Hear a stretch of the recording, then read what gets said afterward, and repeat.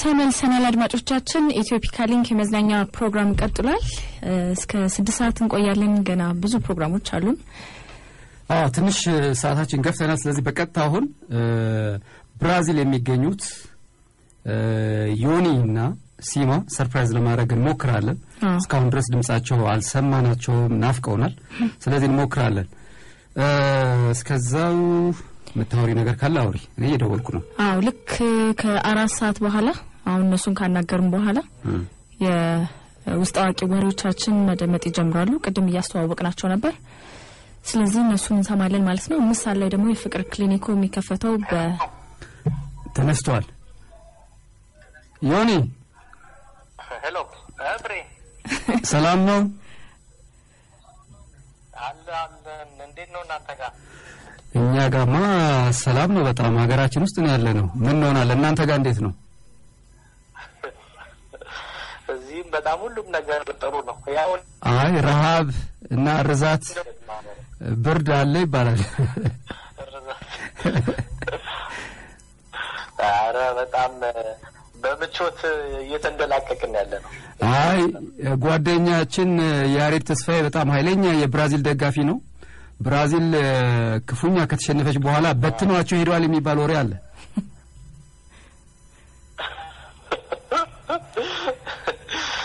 ስጋት ነበረ፣ እውነት ነው። በሲማ በኩል በተለይ ብዙ ስጋት ነበረ። ግን ያው ለአንድ ቀን በተነን፣ ከዛ በኋላ ተመለስን በረድ ሲልልን። ግን በጣም አስከፊ ነበረ እውነት ሀዘኑ። እሺ ሲማን ካነሳህ አይቀር አንተ አንድ ነገር ፎቶ አንስተህ ፖስት አድርገህ ነበረ። የኮካ ኮላ በእኛ ፊደል የተጻፈ አዲስ ነገር ነው፣ የማይጠበቅ ነው። ብራዚል አጠብቀውም እዚህም አያጋጥመንም ብዙ። የቆርቆሮማ የለም ያቻላክም አዲስ አበባ። ግን ምንድነው ያኔ መጀመሪያ ያየው ቀን የመጀመሪያ ስለነበር እኔም ብርቆኖብኝ ነበር ወዲያው የለጠፍኩትና በኋላ ላይ ግን ብዙ ነው ያለው። ኮካ ኮላ ምንድነው ያደረገው? ያው ኦፊሻል ስፖንሰር ነው የፊፋና በተለያዩ ቋንቋዎች ከዓለማት መርጦ በቻይኒዝ፣ በታይላንዶች ቋንቋ፣ በቤንጋሊ፣ በህንዶች እንደዚህ በዛ ድርጅቱን ያስተዋውቃል።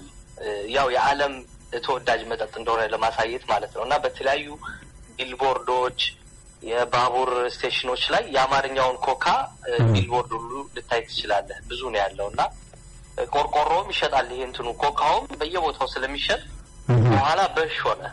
የመጀመሪያው ብርቅ የነበረችው እና የሲማ ምንድነው ያልከው? ወደ ሲማማ ራሱ አለ አይደል አጠገብህ? አለ እሱ አወራዋለሁ። እና የብራዚል የቀበሌ መዝናኛዎች ሁሉ አዳረሳችሁት ይባላል። የብራዚል የቀበሌ መዝናኛ ነው የምታዩት አሉ። ያው ሀገሩ ውድነቱ መቼስ ብዙ ነው የተባለለት እውነት ነው። ውድ ነው ከኛ ጋር በተለይ ሲነጻጸር በጣም ውድ ነው። ግን ደግሞ ያን ያህል የሚያስከፋ ነገርም አይደለም። እንደ ቦታው ነው እንዳልከው ቀበሌ መዝናኛዎች ጋር እንደዚህ መግባት ይቻላል። ረከስ ያሉ ነገሮች ግን አሁን የበለጠ ደግሞ ራሳችን ሁሉ ማብሰል ጀመረን እኮና ወደ በጣም ቀለለ። ትዳር ጀመራቸው ህይወት ማለት ይቻላል። በቃ አንዳንድ ፎቶዎችም ያየናቸው ምን አያችሁ? ያየናቸው ፎቶዎችም በተለይ ሲማ ፖስት የሚያረጋቸው እንግዲህ አንዳንድ ሰዎች አይተናል። ማብሰል ደግሞ ከጀመራችሁ እንግዲህ ትዳር ተጀምሯል ማለት ነው። እሱ እንግዲህ ሞባይሉ እንዴት እንደሚበቃው ቦታ ካልተነሳው ሰው ጋር የለም። ከሀገር ህዝብ ጋር ነው የተነሳው። ከብራዚል ህዝብ ጋር እንዳለ ተነስቷል። 200 ሚሊዮን ሞባይሉ ችሏል። እንግዲህ ብዙ ነው የተነሳው። ሌላ ሁለታችሁ ደግሞ ለደስ የሚለው እና ለየትም ሊል የሚችለው ብራዚል ነው ልደታችሁ ያከበራችሁት። እንዴት ነበር ልደታችሁ? ቀበሌ መዝናኛ ነው እሱም የተከበረው። ያው ሁሌ እዚህ በቃ ያው አንድም እረፍት መዝናኛም ስለሆነ ዝም ብለን ወደዚህ ያልና ከብረዋለን። ግን በተለየ ነገር ያከበርነው ነገር የለም። የእናንተን ግን ባይሆን ሰማን። በተለይ ኤርሚያስ አገላለጽ በጣም አሳዝኖኛል። አንድ ቃል ተናግሮ ጸጥ ያለው ነገር ልምጣ ሁሉ እስክል ድረስ ማለት ነው። እሺ እስኪ ሌላ ደግሞ ነገ የዓለም ዋንጫ ፍጻሜ ነው የሚቀርበውና የሁለታችሁ ቡድን ያለፈው ያንተ አርጀንቲና አለ የሲማ ደግሞ ጀርመን እንዴት ነው? አዎ እንግዲህ በጣም ከባድ ፉክክር ነው። የሚገርምህ ያው አርጀንቲና እዚህ ጎረቤት ሀገርም ስለሆነች አሁን ወደ 70,000 አካባቢ ነው የተገመተው እዚህ ሪዮ እንኳን የተባሉት እዚሁኛ አካባቢ ያለንበት ነው ብዙዎቹ ያሉት። በቃ ከተማውን እነሱ ናቸው የተቆጣጠሩት እና ጀርመኖች ብዙ አታይም። ይሰማል ብሬ? ይሰማል እና ያው እኔም ከነሱ ጋር ተቀላቅዬ አንድ ተወዳጅ ዘፈን አለቻቸው ሜሲ የምትል ከነሱ ጋር ተቀላቅዬ የዘመርኩ እንግዲህ ያው የጀርመኖቹ ብዙ አታይም። ሲማም አልጎላም ምንም የጀርመን መሆኑ ምንም ትዝም ብሎት የሚያውቅ አይመስለኝም። ጀርመንማ የሲማማ የብራዚል ለብሶ ነው እንደሚያየውት። እኮ ይሄ እኮ ነው ታዲያ። እና ግን በጣም የሚገርም ስሜት ነው ያለው። እንደው በዚሁ ግን እንደውም መግለጽ ያለበት ብራዚል በጣም የኳስ ፍቅሩ በጣም አስገራሚ ነው። ብዙ ጊዜ እንደተባለው እዚህ በቀላሉ ማየት ይቻላል። እና ደግሞ ያ ሽንፈት ደግሞ ከመጣ በኋላ ባለፈው ባንዴ ነው የከሰመው። ያ ሁሉ የነበረው ከተማ ውስጥ በቃ ቢጫ ሆኖ ነበር ከተማው። ማሊያ የሚሸጥ ቲሸርት የሚሸጥ ተጠቅልቆ ነበርና በማግስቱ ሁሉም ነገር ከሰመ። በቃ ምንም ነገር ከተማ ውስጥ አታይም። እንደዚህ አይነት ብስጭት እንደዚህ አይነት ሽንፈት ደርሶባቸውም ግን በጣም በሰላማዊ ሁኔታ ነው በጣም ያስደነቀኝ። ያኔም ባሸነፉባቸው ጨዋታዎች ላይ ከጨዋታ በኋላ የነበረው ስሜት አሁንም ከተሸነፉ በኋላ አንድም የከፋ ነገር ሳናይ በቃ ያስደነግጣል። ዛሬ መበጣበጣቸው ነው ስንል ምንም ነገር ኮሽ የሚል ነገር እንኳን የለም። ሁሉም በቃ እያዘነ ሲሄድ በጣም አስደናቂ ነው የህዝቡ ስነ ስርዓት ማለት ነው አደጋገፍ ላይ። ግን እንትንስ ቢሆን ማለት ይሄ ረብሻው ያላያችሁበት ምክንያት እናንተ ጥግጥጉ ገጠር ላይ ስለምታዩስ ቢሆን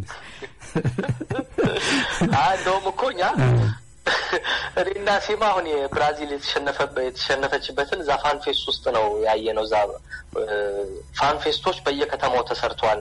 በአማካይ ወደ 25,000 ሰው የሚይዙ ናቸው። ፊፋ የሰራቸው በጣም ትልልቅ ስክሪኖች ናቸው እና ህዝቡ ሁሉ ያለው እዛ ነው። ኮንሰርት አለ፣ መጠጥ ይሸጣል። በጣም በቃ የደመቀ ነው ያለው እና እዛም እንኳን ያው የፖሊስ ጥበቃ ነበር። በእርግጥ ግን ሰው ምንም ወደዛ የሚያስኬድ ነገር ምንም አልነበረውም እና ያን ያህል እንደሚፈራው አይደለም። ይሄ ብጥብጥ ዝርፊያው በቃ ሚዲያው የፈጠረው በጣም የተሳሳተ ነገር ያለ ይመስለኛል። አንድም ነገር እስካሁን ያየነው ነገር ምንም የለም።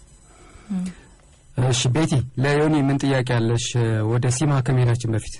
አይ በአጠቃላይ የነበራቸው ቆይታ ምን ይመስል ነበር? እሱማ ሲመጡ የታሽበት ምክንያት ሲመጡ አይሻልም?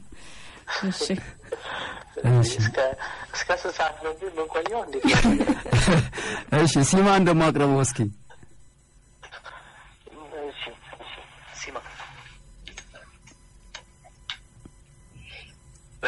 ሲማ ምንድነው ማዕድ ቤት ነው የነበርከው? እያበሰልክ ነበረ? በሶ የሚበጠበጠው አይደል? ተረኛ ነበርኩ። ለካ የሰላም ባልትና ምርቶች ይዛችሁ ሄዳችኋል። በደንብ ነው በቃ። እሺ ሲማ እንዴት ነው? በጣም ምቾት ይታይብሃል ብራዚል ላይ? ምን ይታይብሃል? ምቾት ይታይብሃል ብራዚል? አይ ያው የሆነው ነገር ነው ግን አዲስ እንደመሆኑና በጣም አሪፍ ነገር እያሳለፈ እንደመሆኑ ነው ነገር ለማሳየት የሞከርኩት በምስል። በእርግጥም ያው ብዙ ምስሎች አንስቻለሁ እንዳለው ያም ደግሞ ያው አካባቢው የፈጠረውን ነገር በምስል ለማሳየት ነው። ብሬ አንድ ፎቶ ያው በህዝብ ጥያቄ ከፌስቡክ ገጽ አሰርዘነዋል። አይ በጣም በቃ አሁን እንደው ያቺን ምስል ገረመን ደነቀን እንጂ ከተማው በሙሉ እንደዛ ነው። ምንም ያው ለኛ አዲስ ነገር ነው የሚሆነብን እንጂ እንዳለ ሙሉ የሪዮ ከተማ አብዛኛው ራሱ የሁኔታው ማለት ነው ባህር ዳርቻ እንደመሆኑ ከተማውም ለዚህ የተመቸ ነው። በቃ የቱሪስቶች ሀገር ነው። ያንን ነገር ለመግለጽ ነው ያንን ምስል ያነሳሁትና በአብዛኛው እንደዛ ነው ከተማው በሙሉ። እስኪ አሁን በአንተ በዮኒና በያሬድ መካከል ያለው ያደጋገፍ ስርዓት ንገረን። ምክንያቱም ሶስታችሁም የተለያየ ቡድን ነው የምትደግፉት። ያንተና የዮኒ ቡድኖች አልፈዋል። ያው ያሬድ ብዙ አመታትን ለብራዚል የደገፈ ተጫዋች ነው። እንደውም ከተሸነፈ በኋላ ለሁለት ነው ማን ነው ደጋፊ ነው ሁለትና 3 ቀን አላወራንም። አሁን ዛሬ ነው እንደው ማውራትም የተጀመረው። በጣም ስሜቱ የተጎዳበት ሽንፈት ነበር። ምግብስ እየበላ ነው? ምግብ እንኳን ያው ምግብ ላይ ይበላል። በሶኒ ይበላል እንሰጠዋለን። ሌላው ያው ዮናስ ያው ሜሲ ነው ልቡ፣ ግን ሜሲን ዋንጫ እንዲያነሳ ነው የሚፈልገው እንጂ ሙሉ ለሙሉ የአርጀንቲና ቡድን ደጋፊ ነው ለመባል እንኳን አያስደፍርም። ያው ሜሲ ግን ዋንጫ እንዲያነሳለስ ከመፈለጉ የተነሳ ነው። ያው የኔ ነገር ጀርመንን ደግፋለሁ፣ ግን አጠቃላይ ይሄ የተፈጠረው እዚህ ያለው ድባብ ያንን ነገር በደንብ እንድታየውና እንድታተኩር አያደርግህም። በቃ የተለያየ ስሜት ነው የምታየውና በእርግጥም እንዳሰብኩት አሁን ጀርመንና አርጀንቲና ደርሰዋል። የሚደንቅ ግን በአርጀንቲናዎች የተጠቀለቀው ከተማው በአብዛኛው ቅድም እንደነገራችሁ ምንም የጀርመን ደጋፊ እንደው የማሊያ ለብሰው እንኳን የሚዞርም አላየንም፣ የሚሸጥ እንኳን አላየንም በሰፊው። እሺ ናቸው የተቆጣጠሩት። ሲማ ፖስት ካደረጋቸው ፎቶዎች መካከል አንዱ ገርሞኛል። ዮኒ የኮካቺ በእኛ በገዝ ፊደል የተጻፈች አግኝቶ ፖስት አድርገዋል። አንተ ደግሞ በቆሎ ነው ፖስት ያደረከውና በቆሎ ብራዚል ያለ አይመስልህም ነበር እንዴ? አይ አሁን አሜቱን ኢትዮጵያስ ብቻ ነው ያለ ይመስልህ በቆሎ?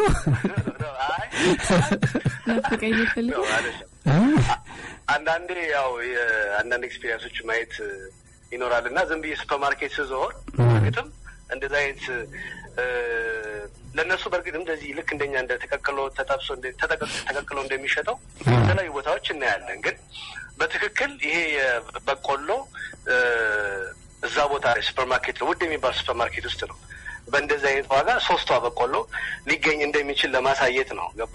በቆሎን አንተ የምታገኘው ወይ ክረምት ከመጣ ነው አዲስ አበባ። ገበሬ ሆንክ እኮ እንዴ? አረ ገበሬ ሆንክ። ስለ በቆሎ ትንታኔ ለመለስ ብዬ እሺ ሲማ መቼ ነው የምትመለሱት? ምን ሰኞ ነው የምንመለሰው። ትመለሳላችሁ? ሰኞ ምሽት እንነሳለን። ግን በጣም የሚገርም ብሬ ዮናስ ካለው ነገር ሌላ የምጨምርልህ በጣም ሰው በጣም ተባባሪ፣ ይሄ በጣም ሊያስተምረን የሚገባ ነገር ነው። ስንመጣም ብዙ ነገር የምናወራው ነገር አለ። በጣም ተባባሪ፣ በጣም ቀና የሆነ ሰው በሁሉም አካባቢ ሊረዳ የሚፈልግ ህዝብን ያየ ነው ከሳኦ ፖሎ እስከ ሪዮ ድረስ ማለት ነው። ምክርህ ደግሞ መጣ ደግሞ እያለች ነው ቤቲ ሊመክር ነው ደግሞ አለች። አይ ቤቲ ነች ምክሩን ደግሞ ጀመረ አለች። ለእናንተም የሚሆን ነገር ብዙ ነገር ይዘን መጣ። አይ የምትመለሱ ከሆነ ደስ ይላል። ምክንያቱም ከጋናውያኖቹ 200ዎቹ ባንዲራችንን ስለሚቀራረብ ሊቀላቀሉ ነው የሚል ወሬ ስለነበረ ነው። አይ ዮናስ 2 ቀን ካጠገቤ እየሸሸ ነውና ፓስፖርቱን ይዤዋለሁ። ግድ የለም አትፍራ። በጣም አሪፍ። ስለዚህ ሰዓታችንም ስለሄደ አልጠገብናችሁም፣ ግን ልንሰናበታችሁ እንገደዳለን። መልካም ቆይታ ይሁንላችሁ። አንዴ ለኤፍሬም መልካም እድል በልኝ። ያው አርጀንቲና ደጋፊ ነው እሱ በይፋ ማለት ነው። አይ ደግሞ የቤት ኪራዩን ከፍለሃል ወይ የምትል መስሎኝ ነበረ።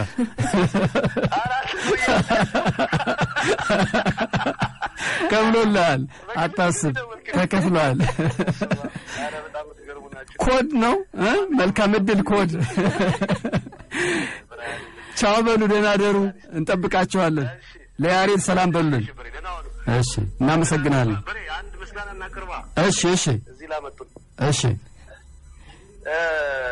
ኢትዮጵያ አየር መንገድ ያው ቲኬት የተወሰነ ከቨር አድርጎልናል። ጎ ኢምፖርት እና ኤክስፖርት ደግሞ የፕሌን ቲኬት በቃሉ ሸፍኖልናል። እንዲሁም ፍጹም ሲኒማም ደግሞ የተወሰነ ድጋፍ አድርጎልናል። እሺ ስለዚህ በአጠቃላይ ያው በሰፊው ስንመጣ የምናነሳው ነው የሚሆነው። ግን ከልብ እናመሰግናለን። በልን ያሬድ ተስፋዬ ደግሞ በደንብ ከልብ ነው የምናመሰግነው። እኛም እናመሰግናለን። መልካም ጊዜ ይሁንላችሁ። ቻው። እሺ ቻው ቻው። ቤትሾ ለማሳቀቅ ነው መረጃ ለማግኘት ነው አልገባኝም። ጊዜውን በጣም ብዙ ነው የወሰድነው ከውስጥ አዋቂ ፕሮግራማችን። ስለዚህ አንድ ሙዚቃ ሰምተን በቀጥታ ወደ ውስጥ አዋቂ ፕሮግራማችን ነው የምንገባው። ዮናስ ሀጎስና ስሞን ጸጋይ ነበረ ከብራዚል ያወራናቸው። አብራችን ቆዩ።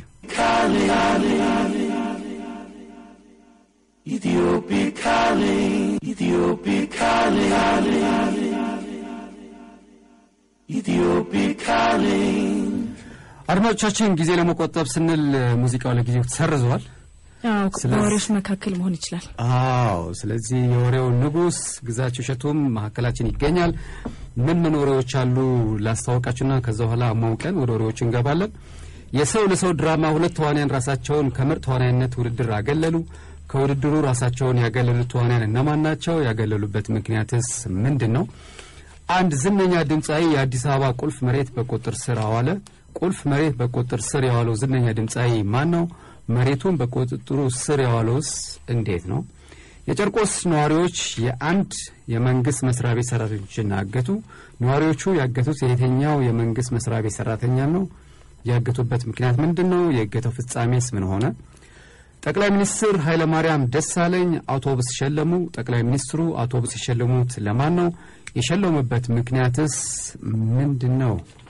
ግዛቸው እንኳን ደህና መጣ በድጋሚ። የሚሊቶሪዎቻችን ናቸው። እንኳን ደህና ቆየህን። እንዴት ነበር? ስለ ላይቭ ድራማው አንዳንድ አስተያየቶች ተቀብለሃል? ስልኬ ጠፍቷል።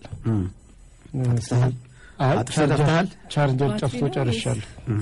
እንደዛ ነው። እሺ ስለዚህ እናማሙቅና ወደ ወሬዎች እንግባ ይቻላል። በአንተ በኩል ማማሙቂያዎች ምን አሉ? መጀመሪያ ግን እናንተ ብትጀምሩ ደስ ይለኛል ትንሽ ለማረፍ። በጣም አሪፍ። እኔ ማማሙቂያ በሲማና በዮናስ ላይ ነው የምለው። እሺ የኮዱን ነቅተህበታል። እሱ በጣም ደስ ብሎኛል። ሌላ ሲማ ከሀገር ወጣ አንድ ሄዶ ብራዚል ነው። እሺ እናንተ ብሎ ሄዷል እንጂ ሄዷል እኮ 50ዎቹ ላይ ነው ወደ አፍሪካ ውስጥ ወደ ካሜሩን፣ ግብጽ፣ ሩዋንዳና ግብጽ አስታውሳለሁ። ኬንያ ሄዷል።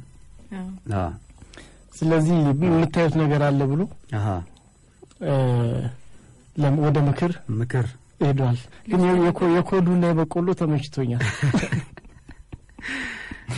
እሺ በእኔ በኩል ያለው ማማሟቂያ ቅድም ስናወራ ነበረ ከሱዳን የመጡ ምሁራን፣ ደራሲዎች፣ ጋዜጠኞች ተሰባስበው ታላቁ የህዳሴ ግድባችን እንደጎበኙ አሁን ደግሞ የጥንታዊት ኢትዮጵያ ጀግኖች አርበኞች ማህበር ወደ ታላቁ የህዳሴ ግድብ የሚያደርገው የጉዞ ፕሮግራም አለ። ይሄ ጉዞ ፕሮግራም መስከረም ላይ ነው የሚደረገው እና በርካታ ሰዎች ናቸው የሚሳተፉት። የዚህ ፕሮግራም ሐሳቡ ያመነጨውም እያስተባበረው ያለው ባላገሩ ነው። ባላገሩ አስጎብኝ ድርጅት ሀገራችንን እያስጎበኛ ያለ አስጎብኝ ድርጅት ነው። ተሾማ አየለ ይባላል ስራ አስኪያጁ ወይም ባለቤቱ እና በቅጽል ስሙ ባላገሩ በማለትም ይታወቃል። በጣም ሀገራዊ በሆነ ስሜት አለባበስ ነው ቱሪስቶችን የሚያስጎበኘው። አሁን ደግሞ የሀገር ውስጥ እነዚህ በተለይ የጥንታዊ ኢትዮጵያ ጀግኖች አርበኞች ሄደው የህዳሴውን ግድብ ጎብኝተው መጥተው እንዲደሰቱም ለሌሎች ሰዎች መልእክት እንዲያስተላልፉ ነው ፕሮግራሙ የተዘጋጀው። በአጠቃላይ 77 ሰዎች ናቸው ወደ ጉብኝቱን የሚያደርጉት። ከነዚህ አባት አርበኞች እናት አርበኞች በተጨማሪ የተለያዩ ባለሙያዎችም ይካተታሉ። ለምሳሌ ወደ 14 የሚሆኑ የሚዲያ ሰዎች ይኖራሉ።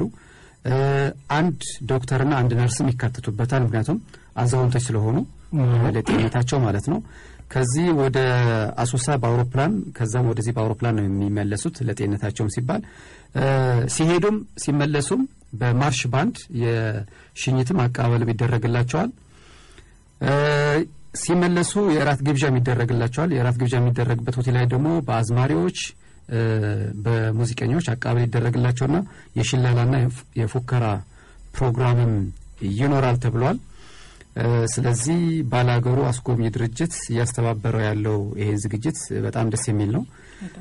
ከባላገሩ በተጨማሪ የውጭ ጉዳይ ሚኒስቴር፣ የመንግስት ኮሚኒኬሽን፣ የታላቁ የህዳሴ ግድብ አስተባባሪ ኮሚቴም በዚህ ዝግጅት አስተባባሪ ሆነው እየሰሩ ነው የሚገኙት። መልካም ጉዞ እንዲሆንላቸው እንመኛለን። በጣም አሪፍ። ከ13ቱ ጋዜጠኞች ኢትዮፒካ ሊንክ አለ ኖራል ተብሎ ይጠበቃል። ሊኖር ይችላል። እንዲኖር ምን እናደርጋለን? ማክሰኞው ጋዜጣዊ መግለጫ ይሰጣል በጣይቱ ሆቴል። ስለዚህ እዛ ላይ ደግሞ የበለጠ ስለ ፕሮግራሙ በዝርዝር ይወራል። የኛም ተወካይን ልክና ያለው ሁኔታ ደግሞ በደንብ እንሰማለን። በጣም አሪፍ ቤቲ። ስለዚህ አሁን ወደ ዋና የቤቲ ንግድ ልውሰድ። መልካም ልደት ለማለት ብቻ። በነገራችን ላይ ደቡብ ሱዳን 3ኛ ዓመቷን አክብራለች በዚህ ሳምንት። ራሳቸው ነጻነትን ካገኙ ከሰሜን ሱዳን ደቡብ ሱዳን እንደ ሀገር ከቆመች 3ኛ ዓመቷን በዚህ ሳምንት ነው ያከበረችው። የ3 ዓመት ህፃን እንደመሆኗ መጠን ደግሞ ያው ግጭቶችም እየታዩ ነው፣ ችግሮች እየታዩ ነው። ስለዚህ ያው ልጅ መበጥበጡ መረበሹ አይቀርም፣ መሳሳቱ አይቀርም። ግን ደግሞ ሀይ የሚለውም ያስፈልጓል ማለት ነው። በደንብ የሚገራው እና ጎረቤት ሀገሮች እየሞከሩ ነው። ኢትዮጵያ፣ ኬንያ፣ ሌሎች ሀገሮች በቅርቡ ደግሞ የተባበሩ መንግስታትም ማዕቀብ ጥሏል፣ በተለይ ወታደራዊ አመራሮቹ ላይ። ለማንኛውም ለደቡብ ሱዳን መልካም የነጻነት በዓል እንመኛለን። ዛሬ ቢል ኮዝቢና ማላላ ናቸው ልደታቸውን እያከበሩ ያሉ ከዓለም አቀፍ። ከሀገራችን አድማጫችን በትሩ ለአሌክስ መገርሳ መልካም ልደት ተመኝተዋል። ማኪ ከገርጂም ለራሷ መልካም ልደት ተመኙልኝ ብላናለች። መልካም ልደት እንመኝላታለን። በአጠቃላይ ዛሬ ልደታቸው እያከበሩ ላሉ አድማጮቻችን በሙሉ መልካም ልደት እንመኛለን። አሁን ግዛቸው ማይክሮፎኑን መውሰድ ይችላል። በጣም አሪፍ። ማይክሮፎኑን ለመውሰድ ማቀባበል ግድ ይላል። የመጀመሪያው ርዕስ በማቀባበል ተባበረኝ። እሺ፣ ስፖንሰሮቻችን በነገራችን ላይ ሴባስቶፖል ሲኒማ፣ ብረታ ብረትና ኢንጂነሪንግ ኮርፖሬሽን፣ የሱፐር ፋይን ቴሌቪዥን፣ ፍሪጅና ዲሽ አስመጪና አካፋይ፣ ሰላም ቢዝነስ ግሩፕ፣ ኤድና ሞልና ስቶክሆልም ባርና ሬስቶራንት ናቸው። ስቶክሆልም ባርና ሬስቶራንት ዛሬ ለተመራቂዎች አዝናኝ ፕሮግራም አዘጋጅተዋል። የሰው ለሰው ድራማ 2 ተዋናያን ራሳቸውን ከምርጥ ተዋናይነት ውድድር አገለሉ። ከውድድሩ ራሳቸውን ያገለሉ ተዋናያን እነማን ናቸው? ያገለሉበት ምክንያትስ ምንድን ነው? ግዛቸው። በጣም አሪፍ። ተወዳጁ ሰው ለሰው ድራማ ሊጠናቀቅ የ2 ሳምንት እድሜ ብቻ ይቀሩታል። ሰው ለሰው አሁን ክፍል 138 ላይ ይገኛል። 138 ላይ የደረሰው ሰው ለሰው ክፍል 140 ላይ ፍጻሜውን ያገኛል ተብሎ ፕሮግራም ተይዞለታል። አዘጋጆቹም ይህንን ክፍል አጠናቀዋል። ስለዚህ የሰው ለሰው ድራማ ላይ የተሳተፉትና ድራማው ላይ ባሳዩት ትወና ምርጫም እየተደረገ ይገኛል። አድማጮች ጎበዝ የሚሉትን አርቲስት በቴክስት እየመረጡ ይገኛሉ። አርቲስቶቹም በዕጣ ቁጥራቸውን ወስደዋል። በመሆኑም በዚህ በዕጣ በወሰዱት ቁጥር መሰረት አድማጭ ከሚሰጣቸው ድምጽ 50% ያገኙና ቀሪውን 50% ደግሞ ባለሙያ በሚሰጠው ድምጽ ከመቶ ታርሞ የገንዘብና የአንደኝነት ደረጃን ሽልማት ያገኛሉ ማለት ነው። ይሄ የሰው ለሰው ድራማ ወደ ተመልካች ሄዶ የምርጫ ድምጽ ከመካሄዱ በፊት ድራማው ላይ ጉልህ ሚና የነበረውና በእኩይ ገጸ ባህሪው የሚታወቀው አስናቀ እንዲህ አይነት ምርጫ ውስጥ ለመግባት ፈቃደኛ እንዳልሆነና ምክንያቱ ደግሞ አሁን የውድድር መንፈሱ ቢካሄድ ወይንም አሁን በኢትዮጵያ ቴሌቪዥን ቢተዋወቅ ሰው ትኩረቱ ዓለም ዋንጫ ላይ ስለሆነ ለዚህ ቦታ ይሰጠውን በሚል ራሳው ላይ አልገባም ነበር። ከርሱ ጎን ለጎን ደግሞ ሰለሞን ቦጋለ ለመግባት ፈቃደኛ እንዳልሆነ እንደማይሳተፍም ገልጿል። የኢትዮጵያ ቴሌቪዥን የመዝናኛ ክፍል ኃላፊ ግን አቶ ታከለ ኩዌራ አስናቀን በማነጋገር ለአርቲስቶች ክብር ለመስጠት ነው የእናንተን ስራ ከፍ ለማድረግ ስለሆነ ነው በሚል ከመነጋገርና መግባባት ላይ ከተደረሰ በኋላ ባለቀ ሰዓት ላይ አስናቀ ወደ ውድድሩ ሲገባ አርቲስት ሰለሞን ቦጋለ ግን እዚህ ምርጫ ውስጥ አልገባም እጣውንም አልወስድም ብሎ ውድድሩ ላይ አልተካተተም። በመሆኑም ሰለሞን ቦጋለ እዚህ ውድድር ላይ ልትካተት ያልቻልከው ልትገባ ያልቻልክበት ምክንያት ምንድነው ተብሎ ከኢትዮፒካ ሊንክ ተጠይቆ ነበር። ከኔ የተሻሉና አንጋፋዎች አርቲስቶች ስላሉ የሽልማት ሁኔታውም ገንዘቡም ለነሱ ቢሰጥ የተሻለ ስለሆነ እዚህ ውድድር ላይ ለመግባት አልፈለኩም ፈቃደኛ አይደለሁም ሲል ምላሹን ሰጥቷል። የአስናቀ ግን ባለቀ ሰዓት ላይ ከመዝናኛ ክፍል ኃላፊው ጋር በተደረገ ንግግር ሊገባ ችሏል። የሰው ለሰው ድራማ አሸናፊዎች እንዲሁም የመዝጊያ ስነ ስርዓት ነሐሴ ወር አጋማሽ ላይ በሚሌኒየም አዳራሽ ይከበራል። በዚህ በሚሌኒየም አዳራሽ በሚካሄደው ዝግጅት ላይ የሙዚቃ ዝግጅት ይደረጋል። ከሙዚቃ ዝግጅቱ ጎን ለጎን አሸናፊ ሆነው የተለዩት አርቲስቶች የገንዘብና የሰርተፍኬት ስጦታ ይበረከትላቸዋል። ይህም በጉጉት እየተጠበቀ ያለ ነው። ስለዚህ እነዚህ ሁለት አርቲስቶች ነበሩ። ባለቀ ሰዓት አስናቀ ወደ ውድድሩ ተመልሷል። ሰለሞን ሞጋለ ግን አሁን ድረስ የለም። እናመሰግናለን ግዛቸው። የማስታወቂያው ምርጫ ላይ እንደሌላ አይቻለሁ ነው። ከስፖንሰሮቻችን መካከል አንዱ ሴባስቶፖል ሲኒማ ነው። ሴባስቶፖል ሲኒማ በኤግዚቢሽን ማዕከልና በላፍቶ ሞል አዳዲስ የሀገር ውስጥ ፊልሞች ያሳያል። የነገ የሴባስቶፖል ኤግዚቢሽን ማዕከሉ ፕሮግራም 6 ሰዓት ላይ የሞግዚቷ ልጆች እና በጭስ ተደብቄ፣ 8 ሰዓት ላይ የሞግዚቷ ልጆችና በጭስ ተደብቄ፣ 10 ሰዓት ላይ የሞግዚቷ ልጆችና ደላሎቹ፣ 12 ሰዓት ላይ የሞግዚቷ ልጆችና አይራቃለ። ከሙዚቃ በኋላ ስንመለስ አንድ ዝነኛ ድምጻዊ የአዲስ አበባ ቁልፍ መሬት በቁጥጥር ስር አዋለ። ቁልፍ መሬት በቁጥጥር ስር ያዋለው ዝነኛ ድምጻዊ ማን ነው? መሬቱን በቁጥጥር ስር ያዋለውስ እንዴት ነው የሚል ወሬ ነው የምትነግረን ግዛቸው። ትክክል። ስለዚህ አንድ ሙዚቃ ሰምተን እንመለስ። ቴክኒሻናችን አለህኝ የተዘጋጀ ሙዚቃ አለ እያለ ነው። እሱ ሙዚቃ ሰምተን ብንመጣም ይመስልሻል ቤቲ? በጣም አሪፍ።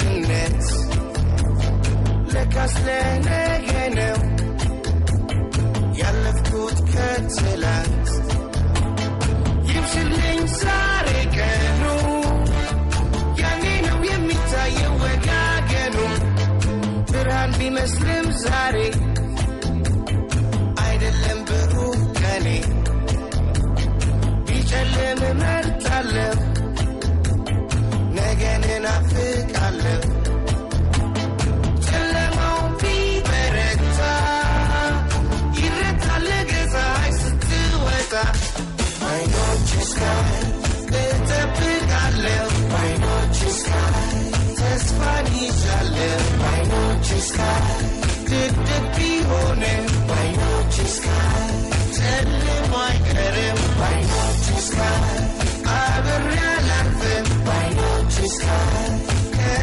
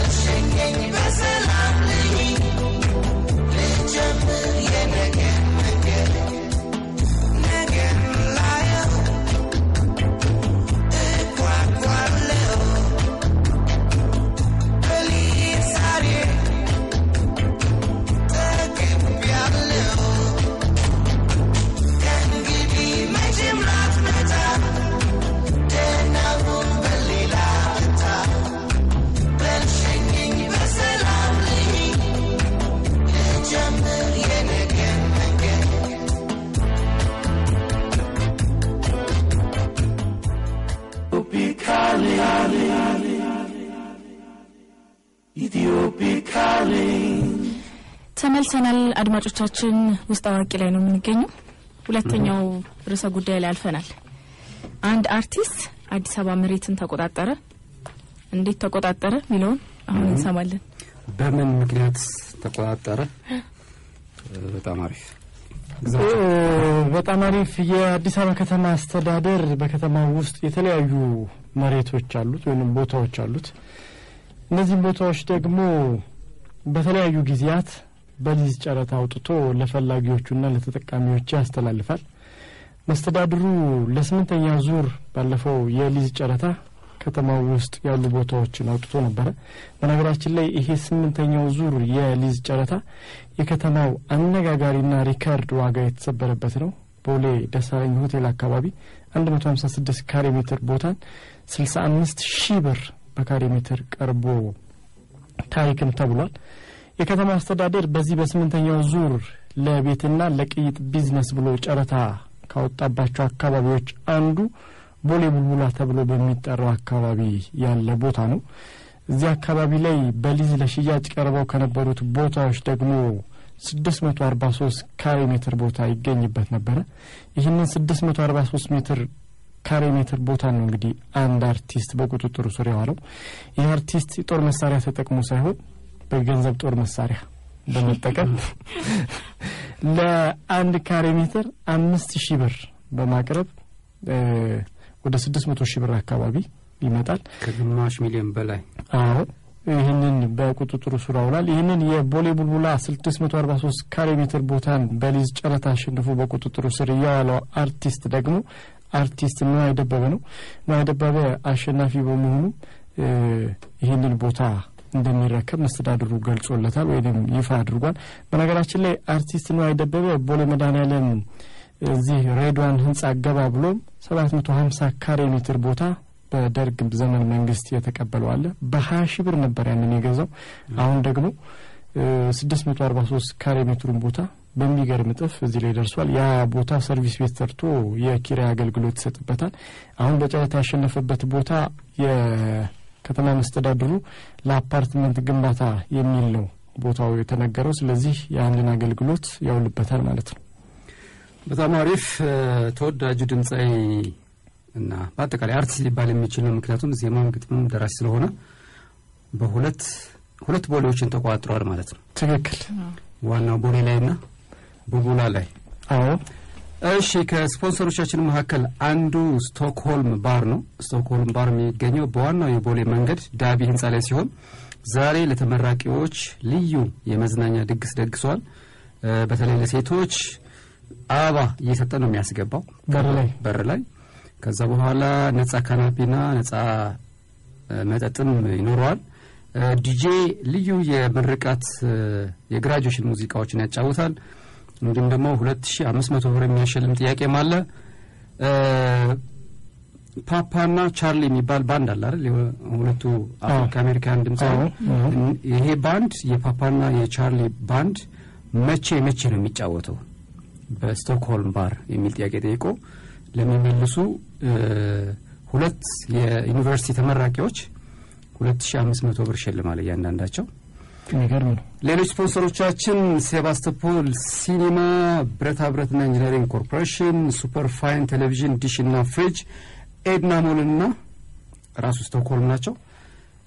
ከአንድ ሙዚቃ በኋላ እንመለስ እንችላለን። አንድ ሙዚቃ ሰምተን ስንመለስ ሁለት ወሬዎች ይቀሩናል። እነሱን ሁለት ወሬዎች እናወራለን። ቅድም እኔ ሳልገባ በፊት የቀዶ ጥገና ታሪክ ተዋውቆ ነበር መሰለኝ። ለምን ሁለቱም ወሬዎችና እሱን አላስተዋወቀም? አሁን የጨርቆስ ነዋሪዎች የአንድ የመንግስት መስሪያ ቤት ሰራተኞችን አገቱ። ነዋሪዎቹ ያገቱት የየትኛው የመንግስት መስሪያ ቤት ሰራተኞችን ነው? ያገቱበት ምክንያት ምንድነው? የእገታው ፍጻሜስ ምን ሆነ? ጠቅላይ ሚኒስትር ኃይለማርያም ደሳለኝ አውቶቡስ ሸለሙ። ጠቅላይ ሚኒስትር ኃይለማርያም ደሳለኝ አውቶቡስ የሸለሙት ለማን ነው? የሸለሙበት ምክንያትስ ምንድነው? እነዚህ ቀሪ የውስጥ አዋቂ ወሬዎቻችን ናቸው። ቀዶ ሕክምናው ኬዝ በተከራየበት ግቢ ውስጥ የፖሊስ አባል የሆነች ቆንጆ ሴት አለች። በፍቅሯ እንዳልወድቅ ከፍተኛ ጥረት ባደርግም አልቻልኩም። በፍቅሯ ወደቅኩ። በጣም ኮሳራ ስለሆነች አይደለም እንደወደድኳት ለነገራት ቀርቶ ለሰላምታም እፈራታለሁ። እባካችሁ ምን ላድርግ አክሙኝ ብሏል ኬቢ። ስለዚህ 3 ዶክተሮች ይረባረቡበታል አዎ 5 ሰዓት ላይ ደግሞ እናድነዋለን ብለን ተስፋ እናደርጋለን ስለዚህ አሁን አንድ ሙዚቃ ሰምተን የኔም አንድ ወሬ ያለች በነገራችን ላይ ቅድም የረሳዋት ግዛቸው ይግፋ ብዬ ነው ወሬውና ምንድነው አንድ ዝነኛ ጋዜጣ ዓለም አቀፍ ጋዜጣ በህይወት ዘመናችን ልናያቸው የሚገቡ 50 ከተሞችን ዘርዝሯል ከ50ዎቹ መካከል አንዷ ደግሞ አንዲት የሀገራችን ከተማ ነች እሷን መጠቀስ ስላለባት እሷንም አነሳለሁ ስለዚህ በኋላ እንመለስበታለን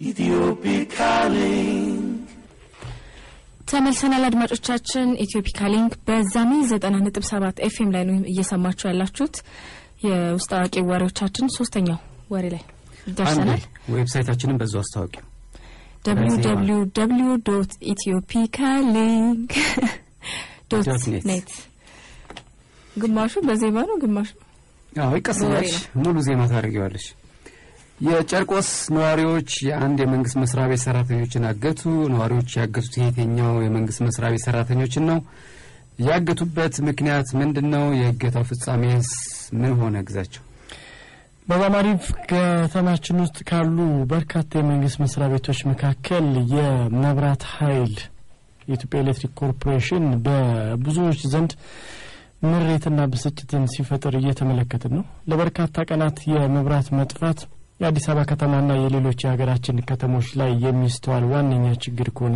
ሰነባብቷል ይህ ችግር መፍትሄ እንዲያገኝላቸው የተለያዩ አካባቢ ነዋሪዎች ለኢትዮጵያ ኤሌክትሪክ ባለስልጣን አቤት ሲሉ ይደመጣሉ ባለፈው የፍቼ ከተማ ነዋሪዎች አንጋፋ የሀገር ሽማግሌዎችና ቀሳውስት እዚህ አዲስ አበባ ድረስ በእግር በመምጣት ዋና መስሪያ ቤቱ ላይ ሰልፍ አድርገው አቤት ብለው ነበር 8 ወር ያህል መብራት አላገኘንም ብለው የመስሪያ ቤቱ ተወካዮችም እሺ መፍትሄ እንሰጣችኋለን ወደ መጣችሁበት ሂዱ ብለዋቸው መፍትሄ ሰጥተዋቸው ነበር ትናንት ደግሞ ለጋራ አካባቢ ያሉ ነዋሪዎች ከዚህ ከባቡር ጣቢያው ጀርባ ጨርቆስ ተብሎ የሚጠራው አካባቢ ያሉ ነዋሪዎች ምሽት ላይ መብራት ይጠፋባቸዋል መብራት ጠፋባቸው ለአንድ ቀን ሲሆን 5 ቀን እንደሆናቸውም አካባቢውን ለሚያስተዳድረው የመብራት ኃይል ቅርንጫፍ ወይንም ዲስትሪክት ያሳውቃሉ የዲስትሪክት ሰራተኞችም አካባቢው ላይ ደርሰው መብራት ለመስራት እንቅስቃሴ ይጀምራሉ ሰዓቱ እየመሸ በመሆኑ ከአካባቢው ነዋሪዎች የእጅ ባትሪ ተፈልጎ እንዲመጣ ትዕዛዝ ይሰጣሉ የአካባቢው ነዋሪዎችም መብራት ሊሰራልን ነው በሚል ተደስተው የእጅ ባትሪ ያላችሁ በማለት የእጅ ባትሪ ይዘው መጥተው በኮድ 4 ኢቲ 1357 ለሆነ ፒክአፕ መኪና ላይ ለመጡት 3 ሰዎች የእጅ ባትሪያቸውን ይሰጣሉ የእጅ ባትሪያቸውን ተቀብለው መብራቱ ተበላሽቶበታል ወደ ተባለው ትራንስፎርመር አካባቢ ሄደው ብልሽቱን በእጅ ባትሪው ለማየት ለመጠገን ይሞክራሉ በኋላም የብልሽቱ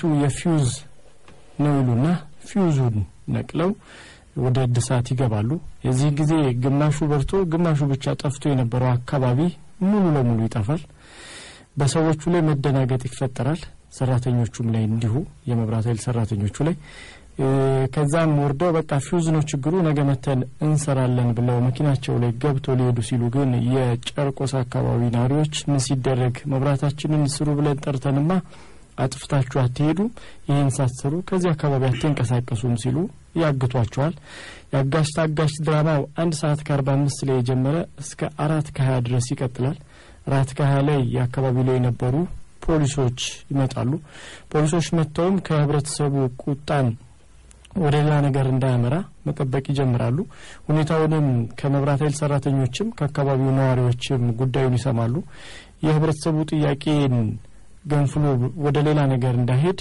ወደ ማስማማት ይገባሉ ቃል ያዝንም ይሄንን ነቅለን ሄደን ነው ምንሰራ ይላሉ በፍጹም አይደረግም ብለው እገታው ፖሊሶችንም በፖሊሶቹም ዳኝነት ሊፈታ አልቻለም በኋላ ላይ ግን ፖሊሶቹ አንድ ዘዴ ይፈጥሩና በቃ የአካባቢ ተወካዮችም ሰራተኞችም ወደ ፖሊስ ጣቢያ ይምጡ ከዛዛ የሚሆነው እናደርጋለን ይሏቸዋል ወደ ፖሊስ ጣቢያ ከተገባ በኋላም ነገ መተን እንሰራዋለን የሚል ወረቀት ላይ ፈርመው እንዲሄዱ ያስደርጓቸዋል ሁኔታውን በዚህ ሊበርድ ይችላል ከዛ በኋላ ግን ትናንት ምሽት ላይ ይሄን ያሉት የመብራት ኃይል ሰራተኞች ዛሬ ረፋድ ድረስ እዚህ እስከገባንበት ድረስ መተው ሳይሰሩት ቀርቷል የጨርቆስ አካባቢ ነዋሪዎች በዚህ መልኩ ነበር የመብራት ኃይል ሰራተኞችን ያገቱት ስለዚህ ሁኔታው ደግሞ አካባቢው ላይ መብራት እንዲጠገንላቸው ጠርተው ያ ሳይሆን በመቅረቱ ነው እሺ እናመሰግናለን ግዛቸው አሁን የሚቀርህ አንድ ወሬ ብቻ ነው እሱም ጠቅላይ ሚኒስትር ኃይለ ማርያም ደሳለኝ አውቶቡስ ሸለሙ ጠቅላይ ሚኒስትር ኃይለ ማርያም ደሳለኝ አውቶቡስ ሸለሙት ለማን ነው የሸለሙበት ምክንያት ምንድነው የሚል ነው አንዴ ስለ ከተሞቹን አንዴ ልንገራችሁ እንዴ አዎ በዚህ መሃል ብትገባ ይሻላል ከዛ በኋላ ወደ ሙዚቃም ስለምንሄድ ረፍት እናደርጋለን። ሃፊንግተን ፖስት ነው ይሄንን ዝርዝር ይፋ ያደረገው እና ሰዎች የታገር ጋዜጣ ነው የአሜሪካ ሰዎች በእድሜያቸው በህይወት ዘመናቸው ሊያዩዋቸው የሚገቡ 50 ከተሞች ብሎ ነው የዘረዘራቸው። ከነዚህ 50 ከተሞች ውስጥ እንግዲህ አንዷ የኢትዮጵያ ከተማ ማለችበት። እንዲሁ ገረፍ ለማድረግ አንደኛ ደረጃ ላይ ተቀመጠችው የጣሊያን ቬኒስ ነች። ሁለተኛ ላይ ሴቪል ስፔን፣ ሶስተኛ ላይ ኒውዮርክ አለች አሜሪካ፣ አራተኛ ላይ የቻይና ሊሃሳ ምትባል ከተማ ነች፣ አምስተኛ ላይ ሪዮ ዴ ጄኔሮ አለች ብራዚል፣ ስድስተኛ ለንደን አለች እንግሊዟ፣ ሰባተኛ ላይ የመጀመሪያው የአፍሪካ ከተማ አለች ማራኬች የሞሮኮ፣ ስምንተኛ ላይ ፔትራ ጆርዳን አለች፣ ከዛ ዘጠነኛ ላይ ሮም ጣሊያን አለች፣ ቫራንሲ የህንድ አለች፣ ፍሎረንስ ጣሊያን አለች ድጋሚ፣ ሃቫና ኩባ 12ኛ ላይ አለች፣ ኪዮቶ ጃፓን፣ ፓሪስ የፈረንሳዩ 15ኛ ደረጃ ላይ የምትገኘው እያለ ይቀጥላል። ቤጂንግ 16ኛ ደረጃ ላይ ትገኛለች። የኛ ከተማ የምትገኘው ከቤጂንግ ቀጥሎ 17ኛ ደረጃ ላይ ያለችው እቺ ከተማ ማን ትመስላችኋለች? ሐዋሳ። እሺ ቤቲ ገምጪ። እኔ አዲስ አበባ ወይም ሐረር። ሁለት ገምተሽ ከሁለት ዜሮ ነው ያገኘሽው። ግዛቸው አንድ መጨመር ይችላል። ሐዋሳ አይደለች። ግን እቺ ከተማ ፍንጭ ልስተ አንድ ጊዜ ተሰባስበን ሁላችንም ሄደን ጎብኝተናታል። ታሪካዊት ከተማ ነች። ሌላ ፍንጭ በጣም ታሪካዊ ከተማ ነች። ጎንደር ነው። ላሊበላ ነች። ላሊበላ በጣም አስደናቂ የኢትዮጵያ የስነ ህንጻ ጥበብ የታየባት ከተማ ነች። ስለዚህ እሷ ነች 17ኛ ደረጃ ላይ የምትገኘው። ቤቲ አላየሻትም? እኔ አላየኋትም እስካሁን። ከ50 ላይ ማለት ነው ማለት ዛሬ የውስጡ ጊዜ ነው የጀመረው። ሁለቱን ካገሩት ምንድነው ችግር አለ? ማየት እንዳለብሽ ነው። ስለዚህ ከላሊበላ መጀመር ትችያለሽ። ባለፈው መቀሌ ሄደሽ ነበር? አዎ ብዙ የትግራይ ቦታዎችን ጎብኝቻለሁ። ስለዚህ ከላሊበላ ጀምሪ። ከነዚህ 50ዎቹ ግዛቸው ያያቸው ከተሞች አሉ። ላስ ቬጋስ አይታል? ቬጋስ በጣም። ኒውዮርክ አይታል? አሜሪካ የገባው መሰለኝ እንደውም ቬጋስን ሳይ። ኔዘርላንድ አይታል? ሮም ሄዳል? ሮም አይልኩም። ሚላን የለች። አዝናለሁ። ስለዚህ እነዚህ ናቸው አንተ ያያቸው ያሉ። ጣሊያን ብዙ ከተሞች አሉ ከ1 እስከ 10 ውስጥ 3 አይደል? እኔ በአጠቃላይ ላሊበላን ጨምሮ 9 አሉኝ ያያቸው። ከነዚህ ገና 41 ይቀረኛል ማለት ነው። እሺ ስለዚህ በጣም ደስ የሚል ነው። ላሊበላ እኔ ብዙ ጊዜ ብያለሁ አንድ ሰው በህይወት ከሞቱ በፊት ሊያየው የሚገባ ቦታ ነው ላለው። ያው ሃፊንግተን ፖስትም ይሄን ያረጋግጠው። ስለዚህ እንጎብኘው። ከሀገራችን እንጀምር መጎብኘት። ስለዚህ አንድ ሙዚቃ ሰምተን እንመለስና ወደ መጨረሻው ወሬ ነው የምናልፈው። ከዛ በኋላ ደግሞ የፍቅር ክሊኒካችን በቀዶ ህክምና ነው የሚከፈተው። በተከራየውበት ግቢ ውስጥ የፖሊስ አባል የሆነች ቆንጆ ሴት አለች። በፍቅሯ እንዳልወር ከፍተኛ ጥረት ባደርግም አልቻልኩም። በፍቅሯ ወደኩ። በጣም ኮስታራ ስለሆነች አይደለም እንደወደድኳት ልነግራት ቀርቶ ለሰላምታም እፈራታለሁ። እባካችሁ ምን ላድርግ አክሙኝ። ኬቢ ይታከማል ዛሬ። ስለዚህ አሁን ከሙዚቃ በኋላ ስንመለስ የመጨረሻውን ወሬ እንሰማለን።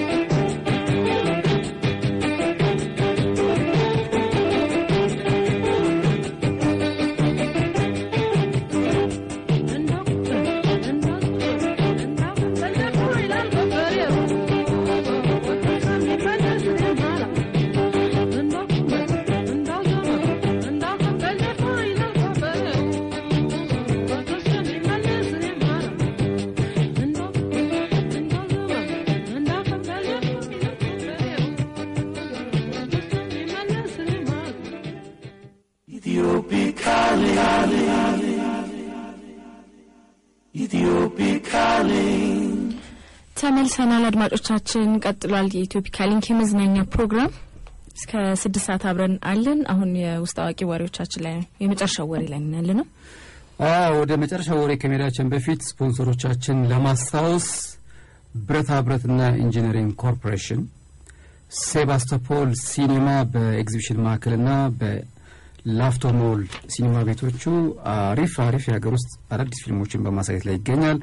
የሱፐር ፋይን ቴሌቪዥን፣ የሱፐር ፋይን ፍሪጅ እና የሱፐር ፋይን ዲሽ አስመጭና አካፋይ ሰላም ቢዝነስ ግሩፕ፣ ኤድና ሞል እና ስቶክሆልም ባር ናቸው። ግዛቸው የመጨረሻው ወሬ ነው የሚቀር። ጠቅላይ ሚኒስትር ኃይለማርያም ደሳለኝ አውቶቡስ ሸለሙ። ጠቅላይ ሚኒስትር ኃይለማርያም ደሳለኝ አውቶቡስ የሸለሙት ለማን ነው? የሸለሙበት ምክንያትስ ምንድነው? በጣም አሪፍ ብሬ። የዜኒት ሙሀባን ሙዚቃ ሰምተን የተመለስነው። ዜኒት ሙሀባ ደግሞ የወሎ ላሊበላ ባህል ቡድን ካፈራቸው በርካታ ዝነኛና ተወዳጅ አርቲስቶች መካከል አንዷ ናት። ይህ የባህል ቡድን ከዜኒት በተጨማሪ እነማሪቱ ለገሰን፣ ዙሪያ ሻቡዩን፣ መሐመድ ኮይስ፣ ፀሐይ አማረን እያለ በርካቶችን ያፈራ ተወዳጅ የባህል ቡድን ነው። የባህል ቡድን እነዚህን ካፈራ በኋላ ላለፉት 20 ዓመታት ባህል ቡድኑ ፈርሶ ስራውን ማቆሞ ነበር። በኋላ ግን እንደገና ከአንድ ዓመት በፊት የደቡብ ወሎ አስተዳደር እንደገና እንዲቋቋም በማለቱ ተቋቁሟል። በመሆኑም የባህል ቡድኑ ባለፉት 1 ዓመታት ውስጥ በተለያዩ ቦታዎች ስራውን እያቀረበ የቀድሞ ዝናውን ለመመለስ ከፍተኛ ጥረት እያደረገ የሚገኝ ተወዳጅ ባህላዊ ባንድ ነው። ይህ ባህላዊ ባንድ የዛሬ ሳምንት የጎንደር ዩኒቨርሲቲ የተመሰረተበትን 60ኛ ዓመት ክብረ በዓል ሲያከብር እንዲሁም በእለቱ ያስተማራቸውን ተማሪዎች ሲያስመርቅ ከፍተኛ የመንግስት ባለስልጣናትና ጥሪ የተደረገላቸው እንግዶች በስፍራው ተገኝተው ነበር።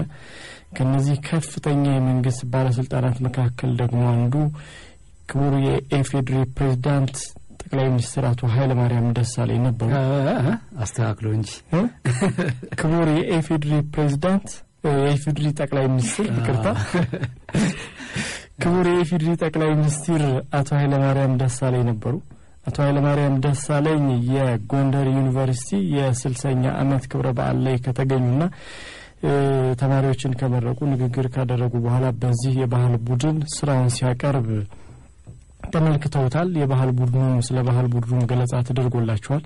እንደገና በመቋቋሙ ደስተኛ ሆነዋል። ስለዚህ የባህል ቡድኑ ያለበትን ችግር የተገነዘቡት ክቡር ጠቅላይ ሚኒስትሩ ካሉበት ችግሮች መካከል ዋናው የመመላለሻ አውቶቡስ ወይንም ትራንስፖርት መሆኑ ተገልጾላቸዋል። ይህ በመሆኑም ደግሞ ጠቅላይ ሚኒስትሩ ችግሩን ሰምተው ዝም አላሉም። እዛው ቦታ ላይ የቢሾፍቱ አውቶሞቲቭ ከሚያመርታቸው መኪኖች መካከል አንድ አውቶቡስ ያለ ክፍያ በቅድሚያ እንዲሰጣቸው ሲሉ ፈቅደዋል።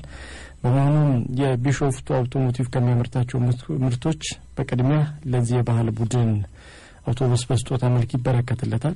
ይህ የወሎ ላሊበላ የባህል ቡድን 35 አባላት ያሉት ሲሆን እነዚህ 35 አባላት በዚህ ሽልማት ከፍተኛ መነቃቃት እንደተሰማቸውና እንደተደሰቱ ጠቅላይ ሚኒስትሩንም በኢትዮፒካ ሊንክ በኩል ምስጋና እንዳያቀርቡ አቶ መላኩ አምባዬ የህዝብ ግንኙነት ባለሙያው ለኢትዮፒካ ሊንክ ገልጸውልናል። ስለዚህ ጠቅላይ ሚኒስትር ኃይለማርያም ደሳለኝ ለወሎ ላሊበላ ቡድን አባላት ነበር የአውቶቡስ ሽልማት ያበረከቱት። በጣም በወኩሌ በጣም ደስ ያለኝ ዜና ነው። ምክንያቱ ደግሞ በቅርቡ ወደ ውጫሌ ስንሄድ ደሴ ላይ የወሎ የባህል ኪነት ስንሄድም ወደ ውጫሌ ስንመለስም አዝናንቶን ነበር እና የወሎ የባህል ኪነት ቅድም እንዳልከው ለትላልቅ ድምጻውያን መፍለቅ ለብዙ ሙዚቃዎች መሰራት ምክንያት የሆነ ነው። በአጠቃላይ ወሎ በኢትዮጵያ የሙዚቃ ቅኝት ላይ ትልቅ ምዕራፍ ያለው አካባቢ ነው። ይሄ ቡድን ደግሞ የወሎ ሙዚቃ ብቻ አይደለም እያሳደገ ያለው፣ በአጠቃላይ የኢትዮጵያ ሙዚቃዎች ነው የሚሰራው። እዛ ስታየው አዳራሽ ውስጥ የሚሰራቸው ስራዎች አስገራሚ ናቸው። ከሁሉም የአገራችን ክፍሎች ያሉ ሙዚቃዎችና ውዝዋዜዎች ናቸው የሚሰሩት እና እኔ እነሱን ሳያቸው የተሰማኝ የወሎ የባህል ኪነት ነገር ሳይሆን የፌደራል ነገር ልክ ብሔራዊ ቲያትር ውስጥ እንዳለው ነው ስሜት የተፈጠረብኝ። ምክንያቱም የሚሰራው ሀገር አቀፍ ሙዚቃ ስለሆነ ማለት ነው። ስለዚህ እንደዚህ አይነት ቡድን ደግሞ በደንብ መደገፍና መበረታታት አለበት ምክንያቱም በአጠቃላይ የሀገር ሙዚቃ ስራ ላይ ስለሆነ ያሉት ማለት ነውና በጣም ደስ ይላል እንኳን ደስ አላችሁ ነው ማለት ምንፈልገው የውስጥ አዋቂ ፕሮግራማችን በዚህ መልኩ ተጠናቋል ከአጭር ሙዚቃ በኋላ ስንመለስ የፍቅር ክሊኒክ ቀዶ ህክምናችን የሚጀመረው በተከራዩበት ግቢ ውስጥ የፖሊስ አባል የሆነች ቆንጆ ሴት አለች በፍቅሯ እንዳልወድቅ ከፍተኛ ጥረት ባደርግም አልቻልኩም በፍቅሯ ወደኩ በጣም ኮስታራ ስለሆነች አይደለም እንደድልኳት ለነግራት ቀርቶ ለሰላምታም እፈራታለሁ ባካችሁ ምን ላድርግ አክሙኝ ኬቢ ነው ዛሬ ቀዶ ህክምና የሚደረግለት ታካሚያችን ስለዚህ ለኬቢን መጣለታለን ማለት ነው ከአጭር የሙዚቃ ግብዣ ጋዋናችንን አርገን መድኃኒቶቻችንን ይዘን መቀስ እንኳን አይኖርም ዮኒ ሲኖር ነው ብዙ ጊዜ መቀስ የሚኖረው ዝም ብሎ መቅደድ ነው ምንም ህመሙ ሳይሰማ በመቅደድ ነው የሚጀምረው እሱ ስለዚህ ዛሬ መቀስም የለም ህክምናው ከጥቂት ደቂቃዎች በኋላ ይደረጋል መርሃ ግብሩ በተያዘለት ፕሮግራም እየሄደ ነው ግን የቴክስት ጥያቄ ነገር ዝም ብሏል እሱ ምላሽ አለ በሙዚቃ ላይ የውስጥ ስብሰባ እናደርግበታለን እንገማገም እሺ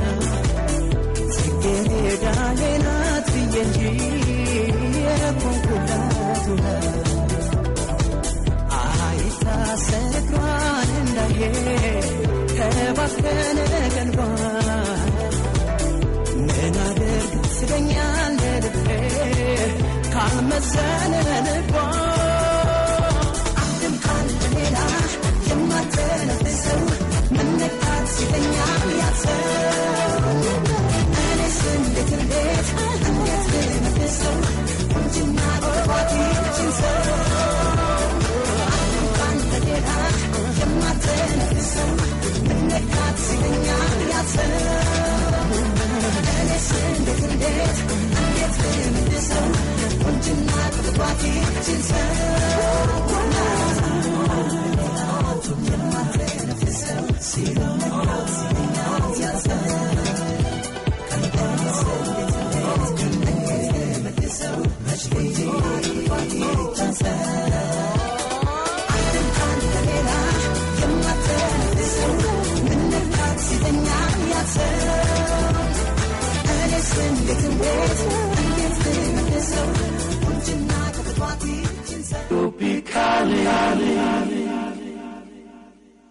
Ethiopia calling. እሺ ተመልሰናል። አሁን ያው ክሊኒኩን በቀዶ ጥገና ነው የምንጀምረው። ስለዚህ ታካሚው ግባ። ታካሚው ገብቷል። ኬቢ ይባላል። በተከራዩበት ግቢ ውስጥ የፖሊስ አባል የሆነች ቆንጆ ሴት አለች። በፍቅሯ እንዳሉት ከፍተኛ ጥረት ባደርግም አልቻልኩም። በፍቅሯ ወደኩ። በጣም ኮስተራ ስለሆነች አይደለም እንደወደድኳት ልነግራት ቀርቶ ለሰላምታም እፈራታለሁ። እባካችሁ ምን ላድርግ አክሙኝ ያለው ኬቢ። ዶክተር ቤቲ ግርማ፣ ዶክተር ግዛቸው እሸቱና ዶክተር ብርሃን ያለን። ስለዚህ አሁን ህክምናው ይጀምር። ማን ይጀምር? ቅድሚያ ለሴቶች። እሺ እስኪ ቀጥይ እስኪ ዶክተር ቤቲ። ኬቢ ያው የፈራት ስለ ኮስታራ ስለሆነች እንደሆነ ገልጿል አይደል? አዎ። ግን ገና ቀርቦ አላያትም። እስካሁን ድረስ ምንም አይነት ቅርበት የለውም። መኮሰተራ እስከምን ደረጃ እንደሆነ አያውቀውም። በዛ ላይ ደግሞ አብረው አንድ ግቢ ውስጥ ነው የሚኖሩት። ስለዚህ በጣም በጥሩ መልኩ ለመቀራረብ በጣም ብዙ ሰፊ እድል አለው። በብዙ መልኩ ለመቀራረብ ማለት ነው። ማረግ ያለበት ግን ከሰላምታ ሊሆን ይችላል። ይሄ ጎረቤት የሚቀራረብበት አይነት መቀራረብ ቢያደርግ ማንም ሰው ይሄንን በመኮሳተር ምላሽ አይሰጥም። በፍቅር ነው እንጂ ምላሽ የሚሰጠው። በዚህ መልኩ ግንኙነቱን መጀመር ይችላል። መቀራረቡን መፍጠር ይችላል። እሺ እንዴት ይቅረባት እኮ ነው እንዴ? ብዙ ምክንያት ሊኖር ይችላል እኮ። ጎረቤት መጠራራት፣ ሻይ ቡና ጠጡ መባባል ሊኖር ይችላል። እሺ እንደዚህ እንድትይ ነው። ዶክተር ግዛቸው